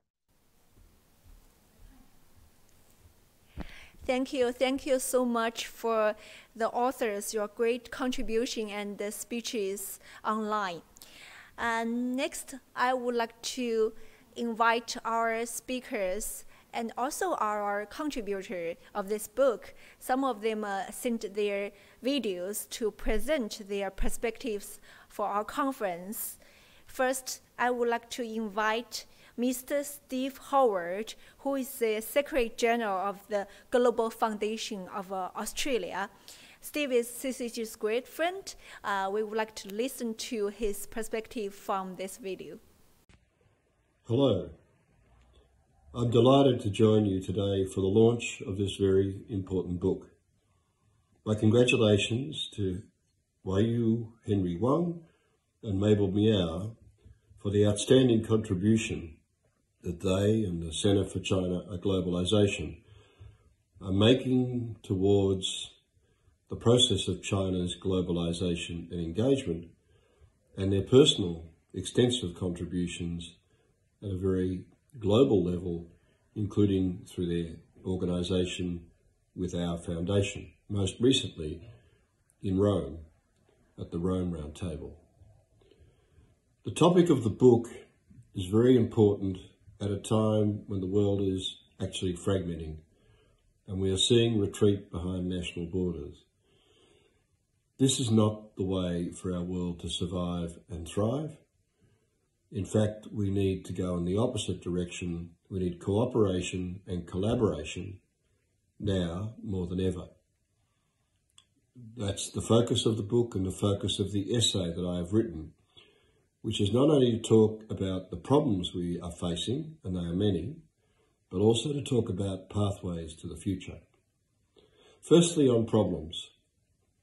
The world, at a universal level, the world faces a series of serious challenges. Yes, world peace is at the forefront of that, but a sustainable planet is the quiet underlying story where the dangers are accelerating. I mentioned climate change as being a threat to humanity, and also biodiversity and the general sustainability of nature. We can do something about this, but only by working together through cooperation and collaboration. And of course, China's role in this is pivotal. This work requires not just talking or handing it to governments or intergovernmental process. It needs everybody involved, including the private sector, think tanks, academia, and civil society. That's the work that my organisation practices. That's what we do to enhance global governance, cooperation, and sustainability of the planet. In fact, very recently in Rome, at our Rome Round Table meeting in June of this year, we were joined by 40 leading people from the world, including from China, and I'm pleased to say that both Waiyu Henry Wang and Mabel Miao were strong participants and leaders in that dialogue, where we looked at this whole question and we launched a project which is going to help to stimulate global governance on climate change and the preservation of nature. This project will reach over the next 3 years and will embrace China, both with activities and meetings and roundtable discussions in China, in partnership with CCG, but also in the world. In Brazil, where President Lula is very determined to use the powers of the market to help save the tropical forests of Brazil. Also in India and other developing countries. This idea of building a collaborative approach, designing processes that bring together leaders from all sorts of disciplines from across the globe, from business academia, faiths, non-government organisations, institutions and civil societies is necessary to work with and encourage governments to find common agreement and pathways for reform. We need the United Nations reformed and upgraded. We need the private sector, think tanks such as yours and mine, working closely in partnership to actually achieve a greater focus on collaboration for the global commons. We can do it. It's a matter of will and effort. So our global project launched in Rome, in which CCG and China is centrally involved, will aim to bind together contributors around the world over the coming few years around the climate talks processes, the UN processes, the Sustainable Development Goals, to make them stronger in their resolution and commitments to action. So this book, this timely book from CCG with many important essays, is a wonderful contribution to stimulate our thinking and to demonstrate that there is no global future without China playing a central role. Thank you and every best wish. I look forward to joining you and being with you again very soon. Thank you so much for your great contribution and the great speech from Steve Howard. Next, we would like to invite Mr. Paolo Magritte, Executive Vice President, Italian Institute for International Political Studies, who is a top executive of Italian think tank ISPI. So, floor is yours, Paolo. Dear friends at CCG, dear Henry, I wish to contribute, at least virtually, to your roundtable, sharing a few comments based on my contribution to the book on global governance you launched today. Back to the future was everyone's hope right after the pandemic. Fast forward to today, the two wars, the one in Ukraine and the one in Gaza, look like the detonator of new international crises and confrontation, and instead of going back to the future, apparently the future looks back to a past of 20 centuries conflicts with tanks, boots on the ground, nuclear escalation, and with inflation, which only recently seemed at least partially tamed. All this is also giving credit to the perception of a war divided into blocks, with some speculating Cold War-style scenarios that we thought we had consigned to history. Many are ringing the alarm for the end of globalization and the beginning of a new era of fragmentation, with global economy increasingly organized around the two major blocks, the North and the Global South. Indeed, global value chains keep being redefined, while the global race for technology and industrial leadership takes off with chips, artificial intelligence and critical material at its core. To make things worse, multilateral efforts from Bretton Woods institution to the G20 are in crisis. While also waiting for the result of the US presidential election, there is no doubt that challenging times lie ahead for international relations. However, are these trends clear-cut evidence that globalization and multilateralism are coming to an end? Before rushing to conclusion, it is worth recalling the high degree of interdependence among the major economic blocs, with international trade still holding up relatively well. After all, there are several elements that bind the North and the Global South together. The North still controls the monetary system through the US dollar, is home of the payment system, controls the market for transport and insurance services, and has an edge on chips and artificial intelligence. By the same token, the Global South is still a world powerhouse in terms of investment and industrial production, and owns many assets from energy to critical materials which are essential to the North. Thus, in a world where all actors behave rationally, globalization should not be doomed to fade. In light of such a tight interdependence, it should simply be in everyone's interest to make it work. To this aim, the dialogue between the Global South, and China in particular, and the North, should be preserved and possibly improved, even if it takes place in a context of economic competition which, again in the interest of all, cannot be detrimental to free trade and investment flows.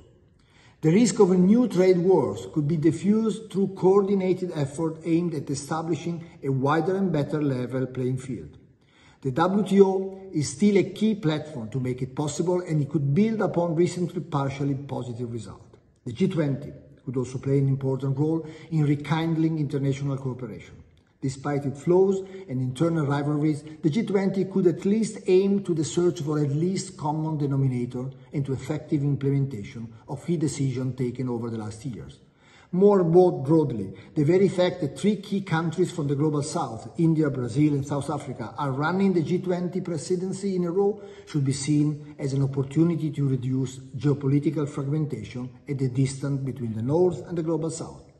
In the end, it will be mostly a matter of rationality. If international behaviors are rational, interdependence can keep working as the glue that binds together the pieces of today's complicated global jigsaw. At least a limited multilateralism should survive, as no interdependence is possible without it. The storms of the last year are not over yet, but there is still widespread international recognition that navigating toward calmer waters is the best direction for everybody. Thank you for your great speech from Mr. Paulo Margaret, Executive Vice President of ISP. We would like to invite Jasna Plevenik, who is the President of Geoeconomic Forum, Croatia, Zagreb, Croatia. Floor is yours. Good day to all. I want to thank the editors and publisher for this forceful book that discusses the most urgent questions of the current world and our time, and China's role in it. It seems the book that is launching today has been written largely with in mind the necessity of strong international cooperation, a new kind of multilateralism, and improved global governance. It is critical to focus right now on global governance because that force for providing global public goods becomes less capable of balancing common and national interest among states fairly and without conflicts.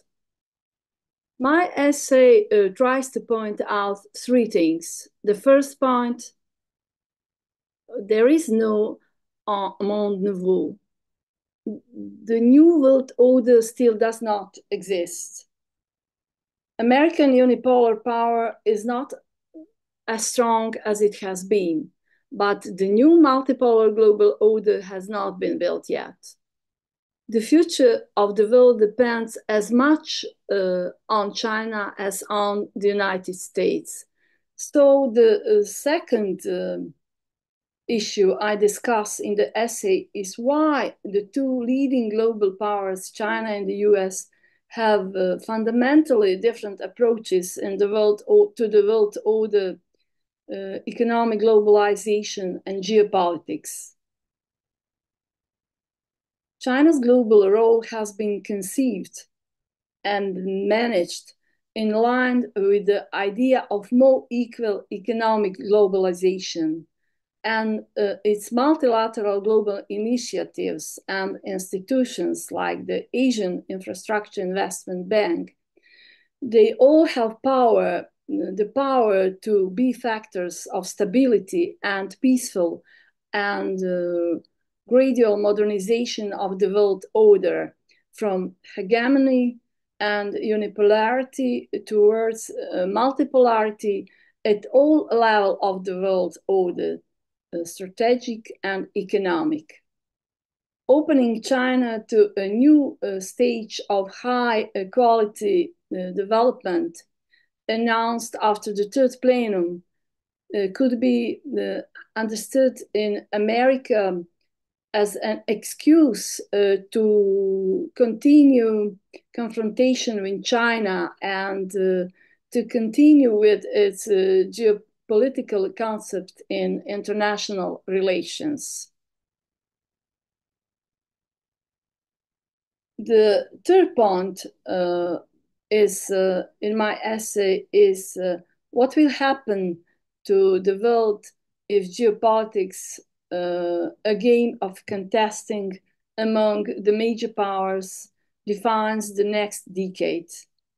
We already will live in the period of strong geopolitical tensions and unpredictability.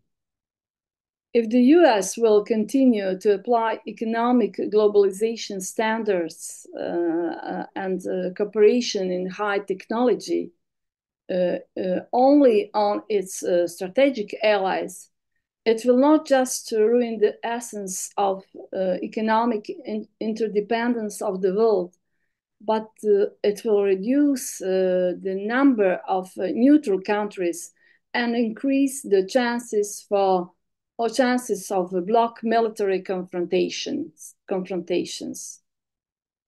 I know very well there are many reasons to see myself as a victim of China-US cooperation optimism. But anyhow, I have faith that both powers have a moral duty and the strength to change the world for the better. And for that, they must cooperate and avoid conflict. A military conflict between America and China is not an option now and in 100 years. Only cooperation. Thank you for listening to me, and bye-bye. And cheers to global cooperation.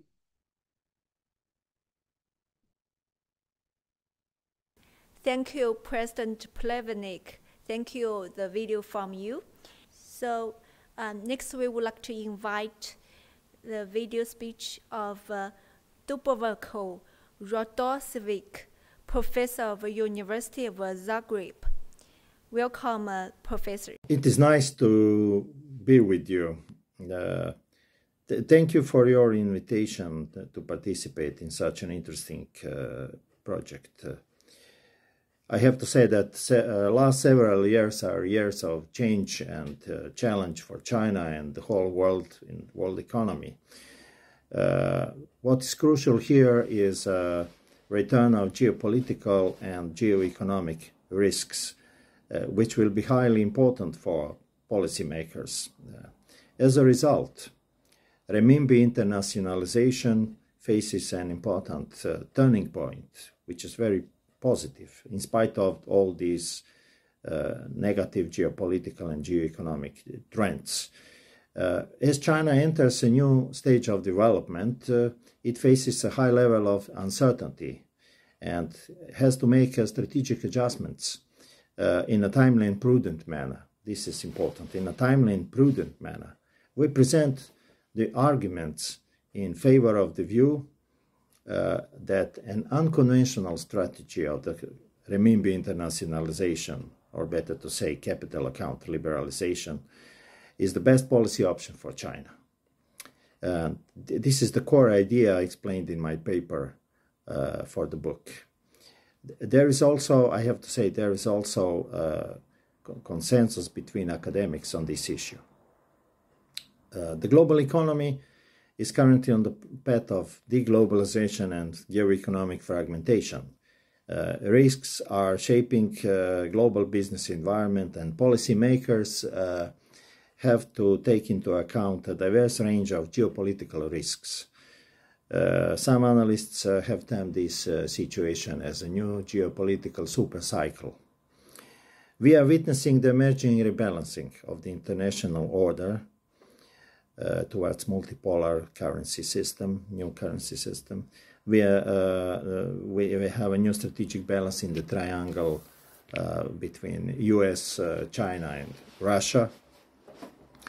NATO expansion, escalation of the Ukraine-Russia war with an increased risk of nuclear accidents, US tech tariffs and chip war and industrial policies that could adversely affect China and possibly the European Union, a wave of strikes and mass protests and mega elections in 2024.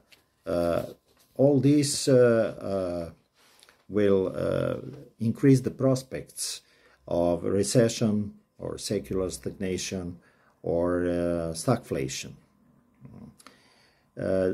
This could create a tipping point in a systemic risk in his evaluation in a short term and actually in a long term.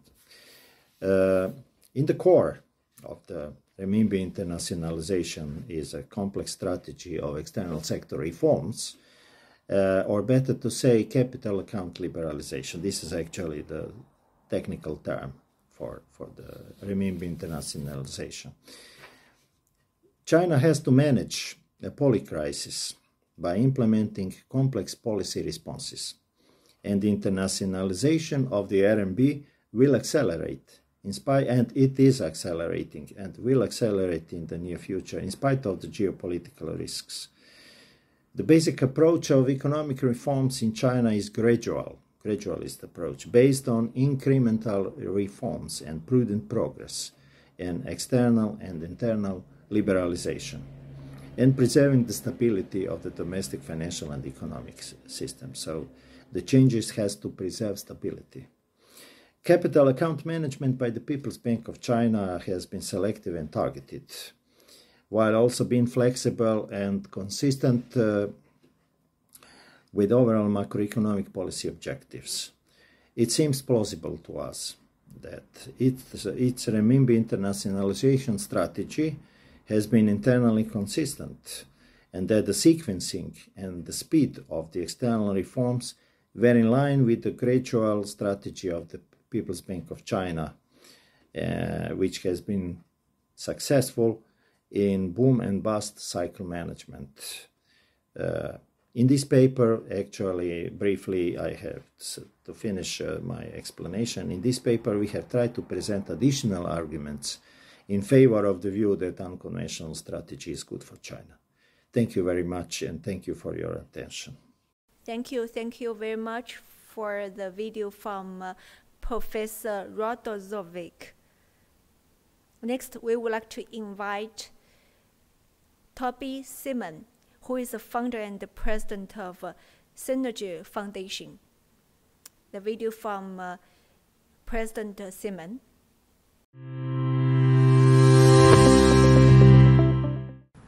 Good morning, everyone. My name is Toby Simon, and I am the founder and president of Synergy Foundation, a strategic affairs think tank that is based in Bangalore, India. I have had the immense pleasure of collaborating with the Center for China and Globalization over the last many years, and also the pleasure of writing an article on China's inroads into global governance, status quo, and scope. Let me also thank Dr. Henry Wong and his colleagues for giving Synergia and me this opportunity to write this article, which expands on three key issues. One is on China's role in global governance, second on the larger issue of supply chain, and third on advanced technologies, primarily the role that China would play in artificial intelligence. Let me begin by saying the following. China seeks to endorse multipolarity in a contested world, mitigate what it regards as the US orchestrated confinement, and set the stage regionally for an extended sphere of Chinese influence. Nevertheless, it is incumbent on Beijing to navigate this path in a way that would bolster China's global persona as a reliable and ethical frontrunner, while concurrently diminishing the perception of China as an escalating hazard to its neighboring countries in Asia. Zhonggu, the Middle Kingdom or the Central Kingdom, a name that China inherited during its long history of monarchy, was not simply a geographic construct, but implied that China was the cultural, political, and economic epicenter of the world. This Sino-centrist worldview is being significantly reflected today in China's efforts to influence global governance, the rules, norms, and institutions that regulate international cooperation in a manner that aligns with Beijing's core values and priorities. President Xi Jinping, the most influential Chinese leader since Mao, in a report to the National Congress of the Communist Party of China, has called for the country to actively participate and guide the reform of the global governance system, thereby promulgating a vision of fairer and more equitable global governance featuring shared growth through discussion, collaboration, greater democracy in international relations, and true multilateralism by moving away from the unipolar status quo. I've spoken about three key aspects concerning China. One, the global supply chain. Two, global environmental governance. And number three, AI and emerging technologies. The concept of G plus governance and a G plus world, as echoed by China, envisages an increasingly hybrid and decentered form of governance by including various forms of partnerships between governments and private entities such as NGOs, social organizations, corporations, which appear to be the best or one possible form of governance in a fragmented world. Thank you. Thanks very much for the great speech from President Simon. Next, we would like to invite the next speaker and contributor, P.S. Srinivas, visiting research professor, East Asian Institute, National University of Singapore. We would like to listen to you. Good afternoon, ladies and gentlemen. It is a pleasure to contribute to this book launch and roundtable event organized by the Center for China and Globalization and Springer. I greatly appreciated the opportunity to go through the book. I learned a lot from the many excellent pieces on multilateralism, global governance, and China's role in them. My co-author, Bert Hoffman, and I were happy to be invited to contribute our thoughts to the book. We chose to focus our contribution on China's changing role in multilateral development banks, a contribution that we hope covers the issues of multilateralism, global economic and financial governance, China's evolving role in them, and the prospects for the future from an economic perspective. Multilateral development banks were conceptualized at the Bretton Woods Conference 80 years ago in July 1944. The World Bank, as the first MDB, came into existence in 1945. The People's Republic of China joined the World Bank in 1980. China's association with the MDB system, therefore, is 44 years old. China is now a member of at least 17 MDBs and has a complex and multidimensional relationship with these institutions. China is, at the same time, one of the largest shareholders, one of the largest donors, one of the largest borrowers, and one of the largest recipients of contracts in projects financed by several of these institutions. Viewed across the MDB system, China has the second largest shareholding in MDBs after the United States. China is among the top 10 donors to other developing countries through the MDBs. Until recently, China was among the top 5 borrowers from major MDBs, although more recently it is borrowing less. China's engagement with the MDBs has also been beneficial for Chinese enterprises. In the decade ended 2020, firms from China won the most contracts by value of those awarded for projects financed by the World Bank in all years except one. Chinese firms won around 20% of all contracts, and nearly half of these contracts were for work outside China. In line with its rapidly growing economic clout, China has been seeking a greater voice in the international financial architecture and its governance. This has resulted in China's growing role in established MDBs. China has also led the setting up of 2 new MDBs, the Asian Infrastructure Investment Bank, or AIIB, and the New Development Bank, or NDB, both established in China in 2015 and headquartered in Beijing and Shanghai. The AIIB exhibits several similarities to existing MDBs such as the World Bank, with a mix of developed and developing member countries, although with China in the lead instead of the US and Japan, as in the case of the World Bank and the Asian Development Bank. In the NDB, China is an equal partner with Brazil, Russia, India, and South Africa. The BRICS countries each have equal voting shares in the institution. China has succeeded in helping define governance of these institutions in a way that it feels is more reflective of its own views and of the needs of developing countries. The establishment of these two new MDBs also demonstrates China's commitment to a multilateral approach to global development. These new MDBs can be viewed as experiments where new approaches to global development finance are being tried out and, depending on the results, could have implications for more established institutions and thereby for global economic governance. China's evolving role in the established MDBs demonstrates its belief in the importance of multilateralism and of these institutions in global development. Even as it expresses frustration at the slow pace of change in the governance and operational models at some of these institutions, it continues constructive engagements with them. It continues to attach importance to its borrowing and, equally importantly, to its learning from these institutions, particularly the World Bank, for its own economic development and for its broader engagements with other developing countries. China has also shown that it is willing to make long-term investments in established MDBs through its more recent roles as a major financier, partner, and donor.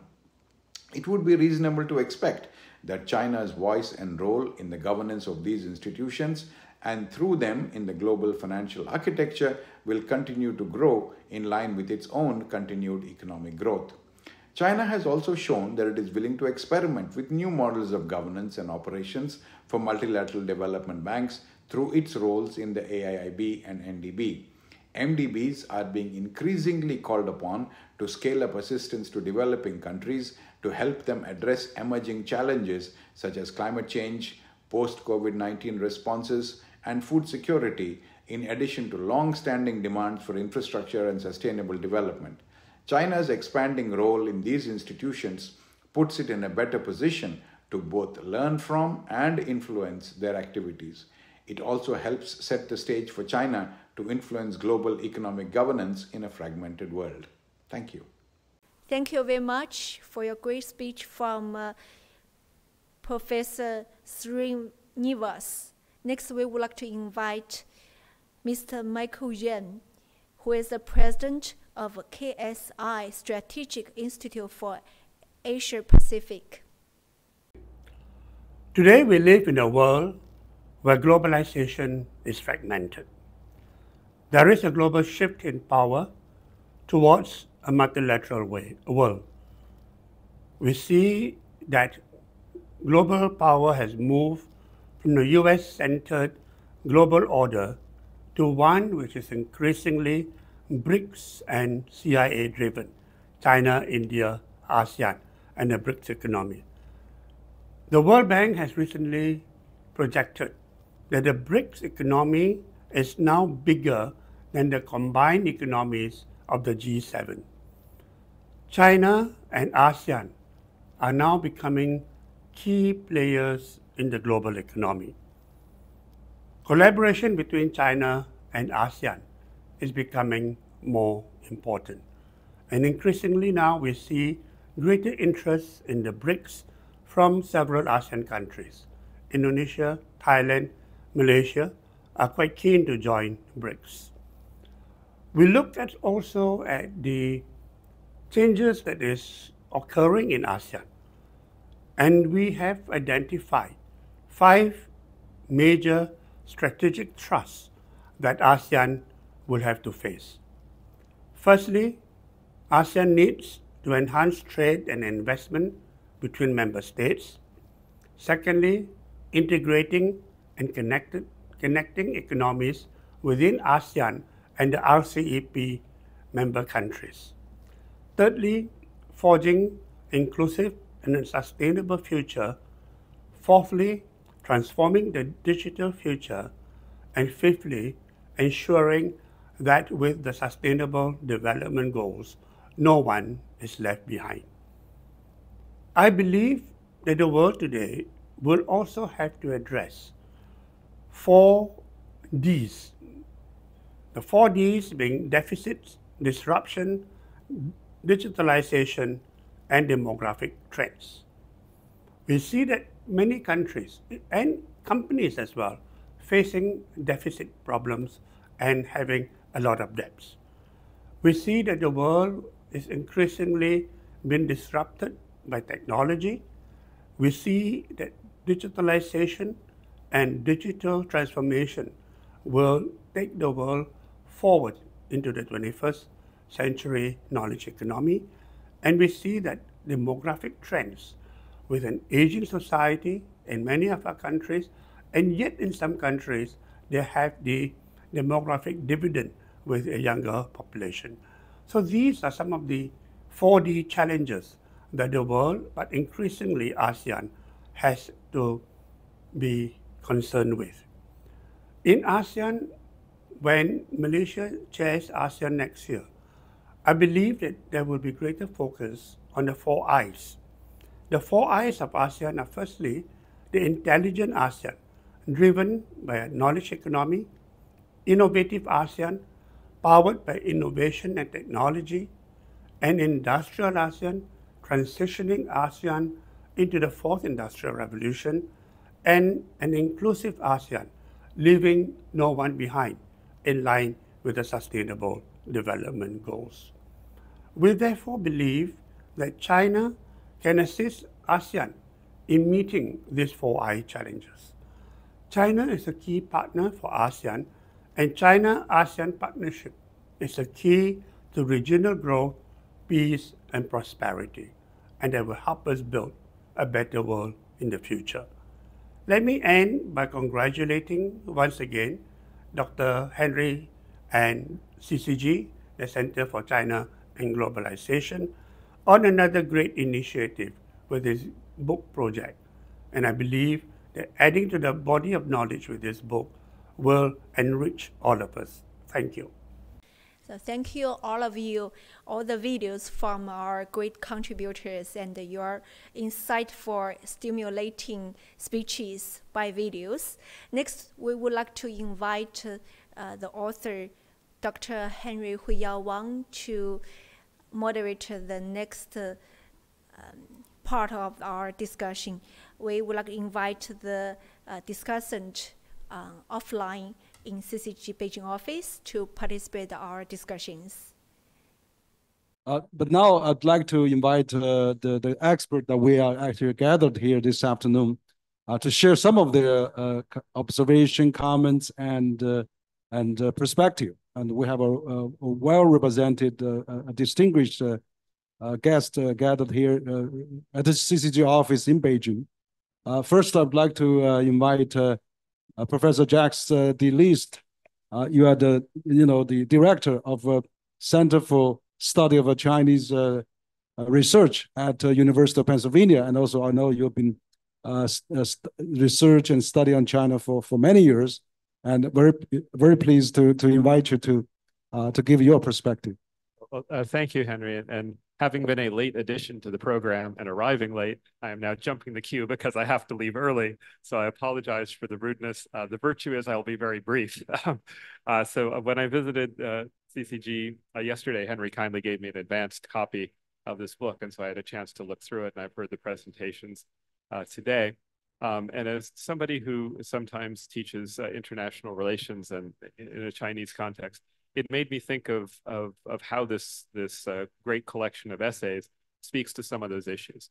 So if we think of the demand side for multilateralism and multilateral institutions, the demand side is up, right? It's partly crises like COVID, like the war in Ukraine. These kinds of things are not entirely new, but they're pretty large scale.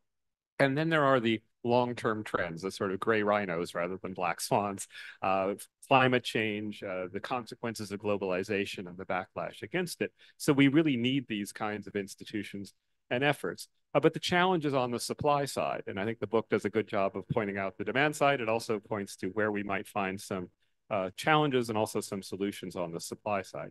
So if you think in international relations theory terms, we're sort of coming off a hegemonic moment, right? The US underwrote a lot of these institutions. It helped create the post-war order. It brought China largely into that order and much of the developing world. And now we've kind of lost confidence in it. It's hegemonic decline. We're not underwriting those costs as much, and that's a real challenge. Great power competition is part of it, but I think there are things that have made it even worse. Interdependence for a long time provided the ballast. The economic integration created the foundations for these institutions and gave us reasons to engage in multilateralism. But now that's under stress, partly because globalization creates losers, and partly because we now are seeing the securitization of economic issues, which means you're willing to bear economic costs to undo multilateralism, to secure supply chains, prevent vulnerabilities, all of that. And overlaying on that is an increasingly ideological element. One of the worrisome things is the US now talks about alliances of democracies, the West against the rest. China has its own model, perhaps, that's being more assertively articulated. That's all pretty bad news. So where's the hope? And I think that's where a lot of the chapters in this book come in. What we have is an argument for institutional resilience, ways of keeping the things we've built going by recommitting to them and creating new, often informal institutions, institutions with a small I rather than a capital I. And what you brought together in this book and around this table today are people who have experience that matters for that. Practitioners in government and diplomacy, business people and economic contributors, and civil society think tanks, things like that. And that is a reminder that for all of the kind of tectonic structural forces that we tend to talk about and that this book examines, a lot of the work to be done in managing those and in mitigating their damage and hopefully finding good solutions is really with various kinds of entrepreneurship, like business entrepreneurship, policy entrepreneurship, institutional entrepreneurship. And I think I commend this book to people as giving some nice sampling into how that might be done. So with that well-deserved praise for the book, I'm afraid I have to run off to another engagement. But thank you for adding me at the last minute to this gathering. Yeah, thank you, Jax. Excellent comment, and you are China hand and China expert from a U.S. perspective, and you've been visiting China frequently, and I'm glad that you had the time to join us, which shared your great ideas, and it is true. It is a great sample of the different perspective that we've been collected, and thank you for your comments. Thank you. And I'll just say one more thing, which is I hope that the U.S. will bear its burden in this. We'll know a lot more after November 5th. Okay, great. That's right. We still have a few U.S. experts. So maybe James Himmelwitz, you are from U.S. too, and you are the founder of JBH Consulting Limited and also former president of China Institute in New York. And of course, formerly you are the Asian CEO for Here and Norton and many more titles. We'd like to hear from you also on this subject. Thank you so much for that. First, on a personal note, this has been a fascinating way to spend the past sort of hour and a half. I think that we have touched on some of the really important and critical issues. I mean, I even heard some scary things. We're headed for Cold War. We're headed for a place that looks very scary and very worrisome. And I think what we have here is an antidote, a solution. And what we've brought to bear in this book is a lot of perspectives that come from around the planet, pulled together at a very granular level to talk about actually what's happening in sort of very deep ways from different perspectives. But the piece that we didn't really talk about was actually the role of CCG and the role of an international independent think tank and how important that is. I think about, China's rise on the global platform, whether the other great power, America, and all of the other smaller powers that have assembled here today, likes it or not, China is part of the planet's future. And what kind of a role China is going to play is actually not only dependent on China's internal and organic thinking, but how it engages with the rest of the world. And I'm sorry to say that I think that the efforts of the Chinese government sometimes don't achieve the results that they'd like it to see. And that's why it's so important to have a lubricant like CCG, who can act as an intermediary to help the world better understand actually what's the direction that's China taking and how does it want to go. So, I think what we have in place is not only some of the specifics. I mean, the other topics we talked about is, a lack of trust.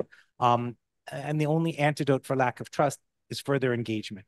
So I think we should just take a minute to step back and to say thank you to Dr. Wang and thank you to Dr. Liu for putting so much passion and effort into thinking about creating a structure and a framework where we can engage and advance the dialogue so that we'll actually have some productive outcomes based on the specifics and things that are brought up in the book today.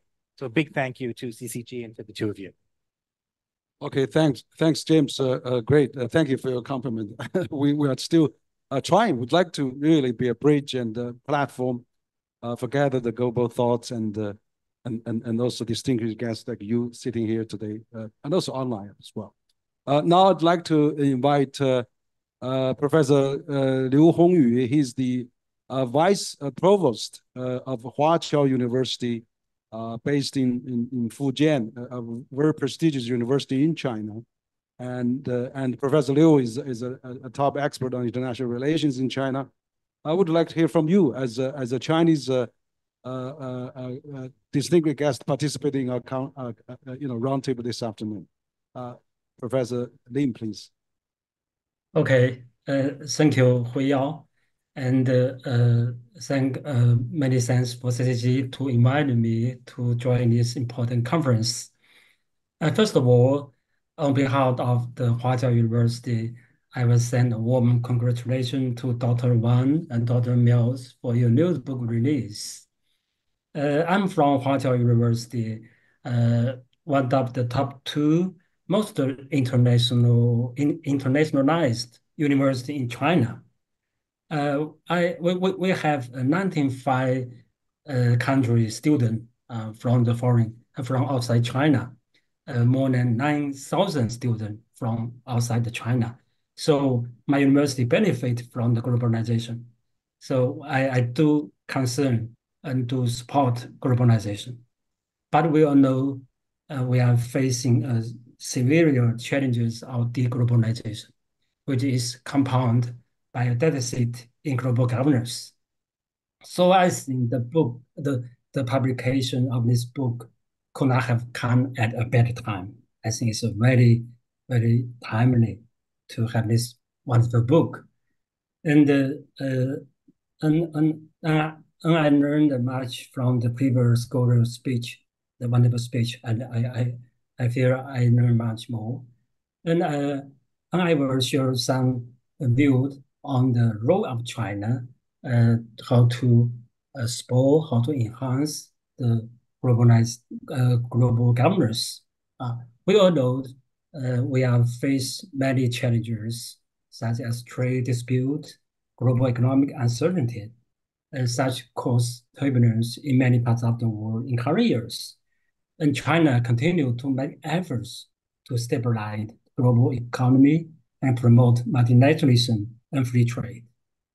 And from this year's Chinese government take many measures to boost global economy, such as China strive to build high-quality BRI and with the international society and keep pace with United Nations 2030 Agenda for Sustainable Development and improve the use of the South-South Cooperation Assistance Fund and China UN Peace and Development Trust Fund.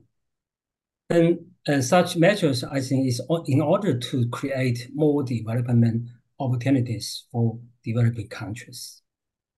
And furthermore, China has agreed to advance high-quality development in tandem with the other BRICS member states. We all know since this year, the BRIC is expanded to 10 countries. I think this is a historical expanding of BRIC is very important. It means a new round of industrial revolution featuring digital making, biotechnology, and artificial intelligence will start new development for the developing countries. And to reform the global governance systems and make it fairer and more representative in these fast changing times, China needs to intensify efforts to promote global collaboration in the field of economy, security, and environmental protection. So in accordance with the theme of peace and development, President Xi has proposed three global initiatives. We all know Global Development Initiative, GDI, Global Security Initiative, GSI, and Global Civilization Initiative, GCI. I think these three global initiatives is very important. It helps to establish a new type of major country relationship and help to build a community with a shared future for mankind. So just as President Xi has said, China's stance and proposal have helped the international community better understand the country and promote interaction between China and the other countries, which in turn have helped to diffuse tensions across the world.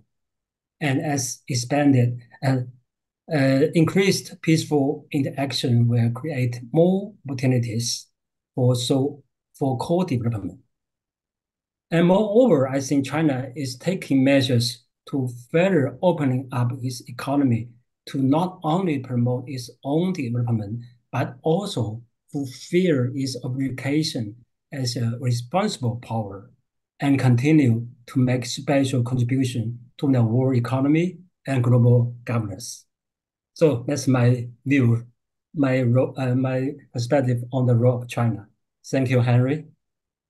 Okay, thank you, Professor Lin, actually, for your contribution. I know your university is very important. You mentioned that, well, it's also, you have a lot of diaspora, overseas Chinese. I didn't realize there were 9,000 of them studying your different, almost 100 countries. That's incredible. I know you're also the dean of international school of the university, School of International Relations. So we hope to have you in the future to share your great ideas and thought that we are also to collaborate in the future. Now I would like to have another two distinguished guests that's still here on the site. We have David Morris. He's the president and executive director of One Earth Village, but also you formerly also worked with the UN and many other organizations. And also you're coming from Australia. We are very pleased to have you here. It's well represented, so it's your turn, please. Well, thank you, Henry, and thank you, Mabel. What an important piece of work we have here to launch today. I think it's very difficult to overstate the importance of ideas. When we think about how ideas have taken hold in our lifetimes, like remember in the 1990s, the end of history, or the clash of civilizations, ideas help us to form a narrative. They help us to understand what is going on when things are changing rapidly in the world. And usually things are changing rapidly in the world. It's not unusual for there to be change, but what we do have at the moment appears to some, as we've heard, to be like a polycrisis, to be a whole series of intersecting seismic shifts. I prefer to use the word disruption rather than crisis. I think when we talk about crisis, while there are some wise people who know that in crisis there is opportunity and who can look forward and who can think about strategies to resolve problems, most of us, the human condition is that most of us, when we feel under threat and we think there's crisis, we return to very conservative thinking. We, as the Americans say, we circle the wagons. We think about our own family, our own tribe, and we put them first, and everyone else becomes unimportant to us.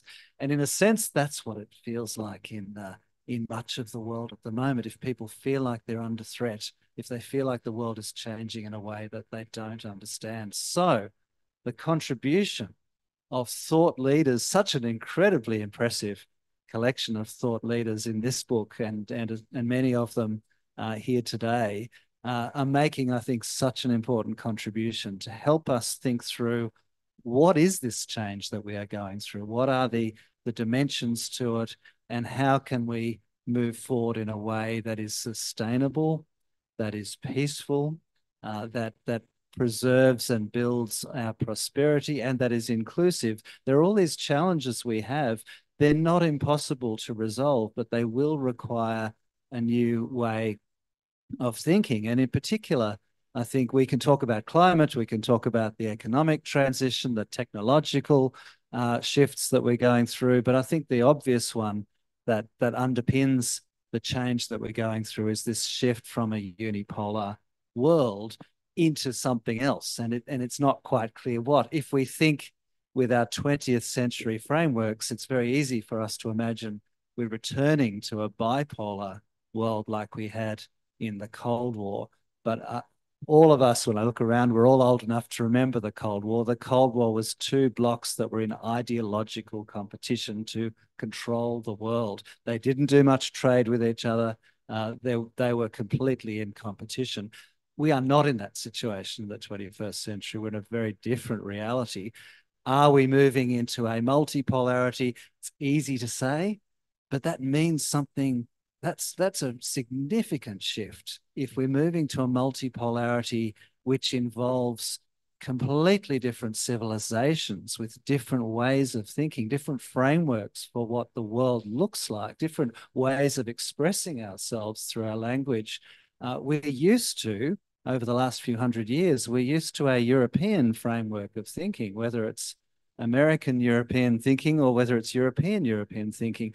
If we are, and I hope we are, moving into a more inclusive world that includes China, but also includes India and also includes the global South as a whole, then that new world is going to require a whole new way of thinking.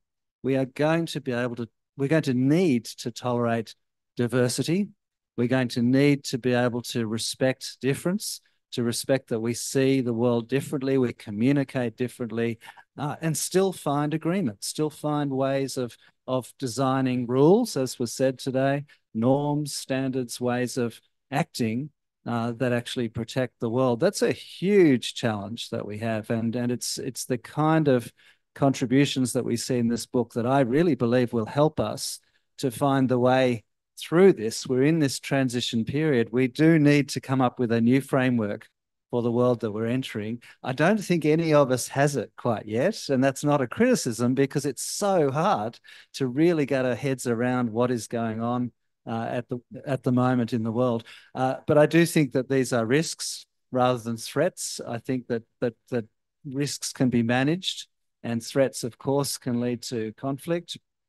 But most of the problems we're dealing with are manageable risks if we set our minds to finding solutions. As a representative here today not from a major power, but from a medium-sized country, it's certainly my hope, and I think the hope of many in the world, that we could move to a more inclusive world, a world that embraces diversity. And wouldn't that be living up to the potential of multilateralism from the very foundation of the United Nations? Most of our countries joined the United Nations with some hope that it might move some way. It'll be difficult. It will require all kinds of compromises, but that we might be able to move to a more equal world. It didn't work out that way, but it still could.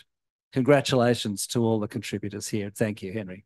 Thank you, David, for your excellent remarks. Actually, it's great that we have to figure a way how we work together in this new era of the globalization, but also of the a new emerging world. Of course, we as I said, we need to improve, enhance, and upgrade, and exactly needs more wisdom. That is exactly this book is trying to help to propose some new ideas and new perspective.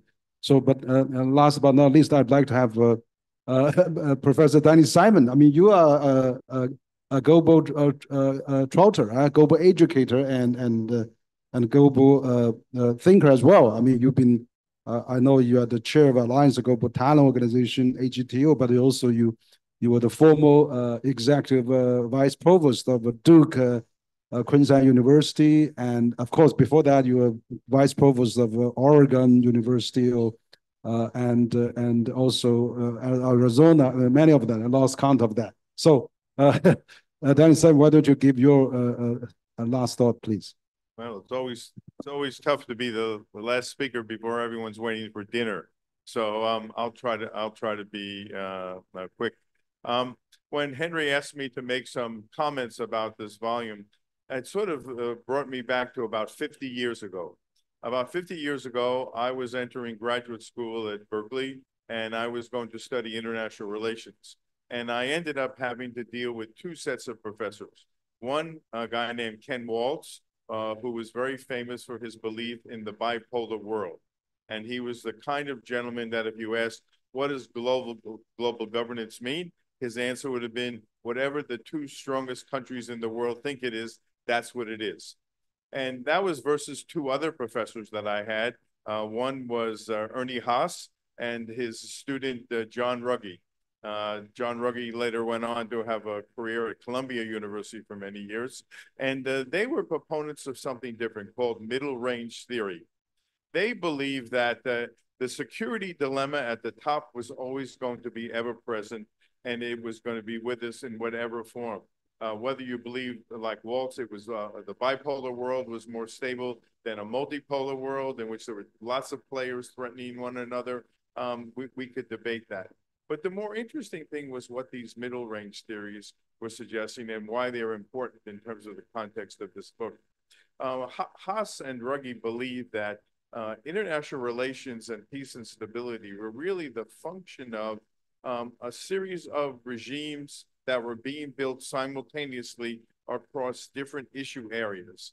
And depending on which countries were relevant, so of course, the United States, and at that time, in 1974, the Soviet Union was still a present force. But then there would be other smaller countries, developing countries, etc., that would also get involved depending on the relevance of these issue areas. And so the sum total of a stable international world for these people was that there would be a series of different regimes going on in parallel with one another, with different players occupying their attention based on what was a priority to their country. And only a few countries would really be at that top concerned with that security dilemma, because everyone else was operating under this umbrella. So I find it that it's interesting, 50 years later, we're still asking the same questions about global governance. And you may be, David, kind of like hopeful that we're going to get it.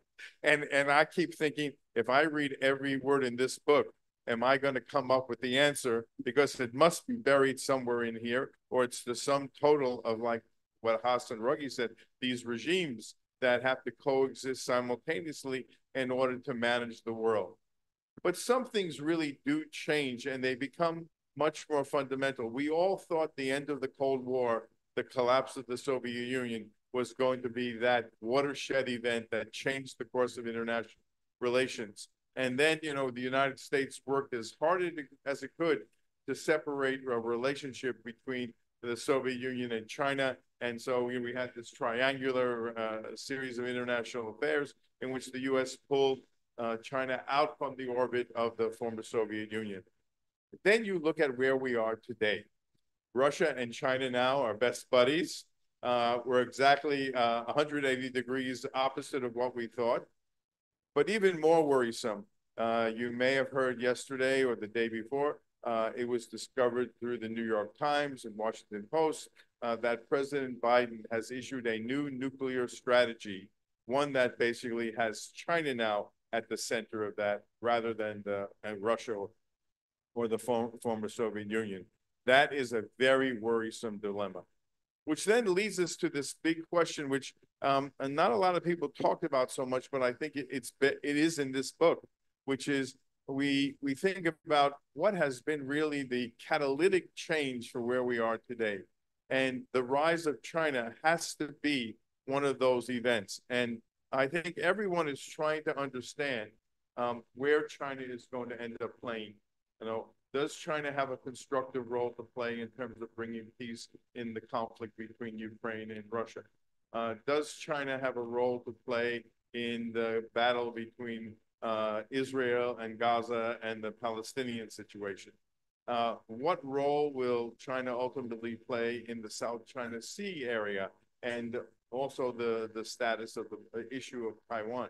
In other words, there are a lot of conflict-prone areas where what kind of regime, going back to Hassan Rougi, do we need to have in place in order to bring those players together in a positive sum way, rather than where we sit right now, in which everyone is suspicious, dubious, and mistrusting of one another?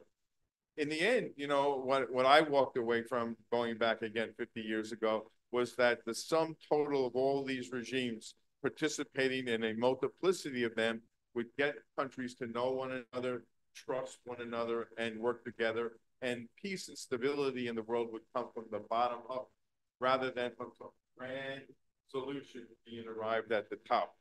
So I think that, you know, this book, what it has the potential to do, and in here, I bet you there will be 25 or 30 different kernels of areas where we could find regimes and platforms that can be created in which countries can work together, and the sum total of that collaboration can end up bringing us to a better situation than where we are now. Because I think, as David suggested, it would be unfortunate if we just reverted back to the circle the wagons, the strategy, and beggar thy neighbor, everyone going after their own. We do have some real global governance challenges out there, and that's because we have these big 7 or 8 global challenge issues, the top of which, of course, is climate change, because if we have no planet left, all bets are off.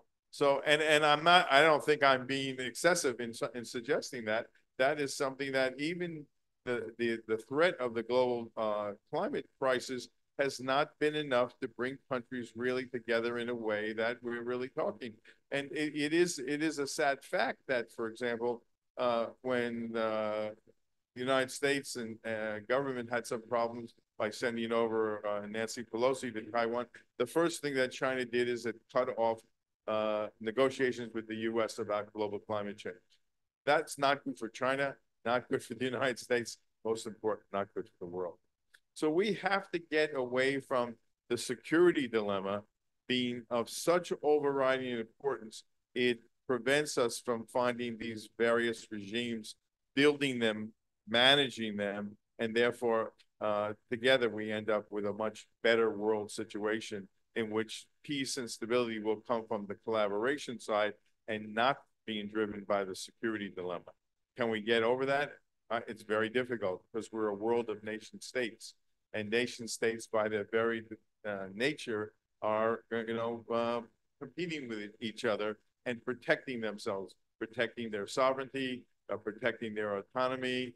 I'll just give you one point about the global governance. I talk a lot about a U.S.-China science and technology cooperation, and particularly there's been a lot of discussion about, will we have a global regime for management of the internet? And right now we have 2 competing visions of that internet. One, information sovereignty, in which countries basically have the right to control information flows coming in or going out from their country, and other countries who believe in the free flow of information. And if we ever to have a regime able to manage the internet, we would have to find some pathway to dealing with those 2 very almost diametrically opposed views of the world. So I'm hopeful, but I am watching and thinking, 50 years ago, we were discussing some different versions of this, and we're still discussing the same sets of issues. So the good thing is we haven't blown up the world yet. Okay, that's the good news. But the bad news is that you call them, you don't want to call them crises, you want to call them disruptions. The world is filled with disruptions and discontinuities also. The only continuity that remains, unfortunately, is this security dilemma that seems to come back and haunt us all the time. And I would hope we can find a way to overcome that, of being that overriding shaping force as we look at the future of the world and the opportunity for global governance. And I'll stop there. Okay, great.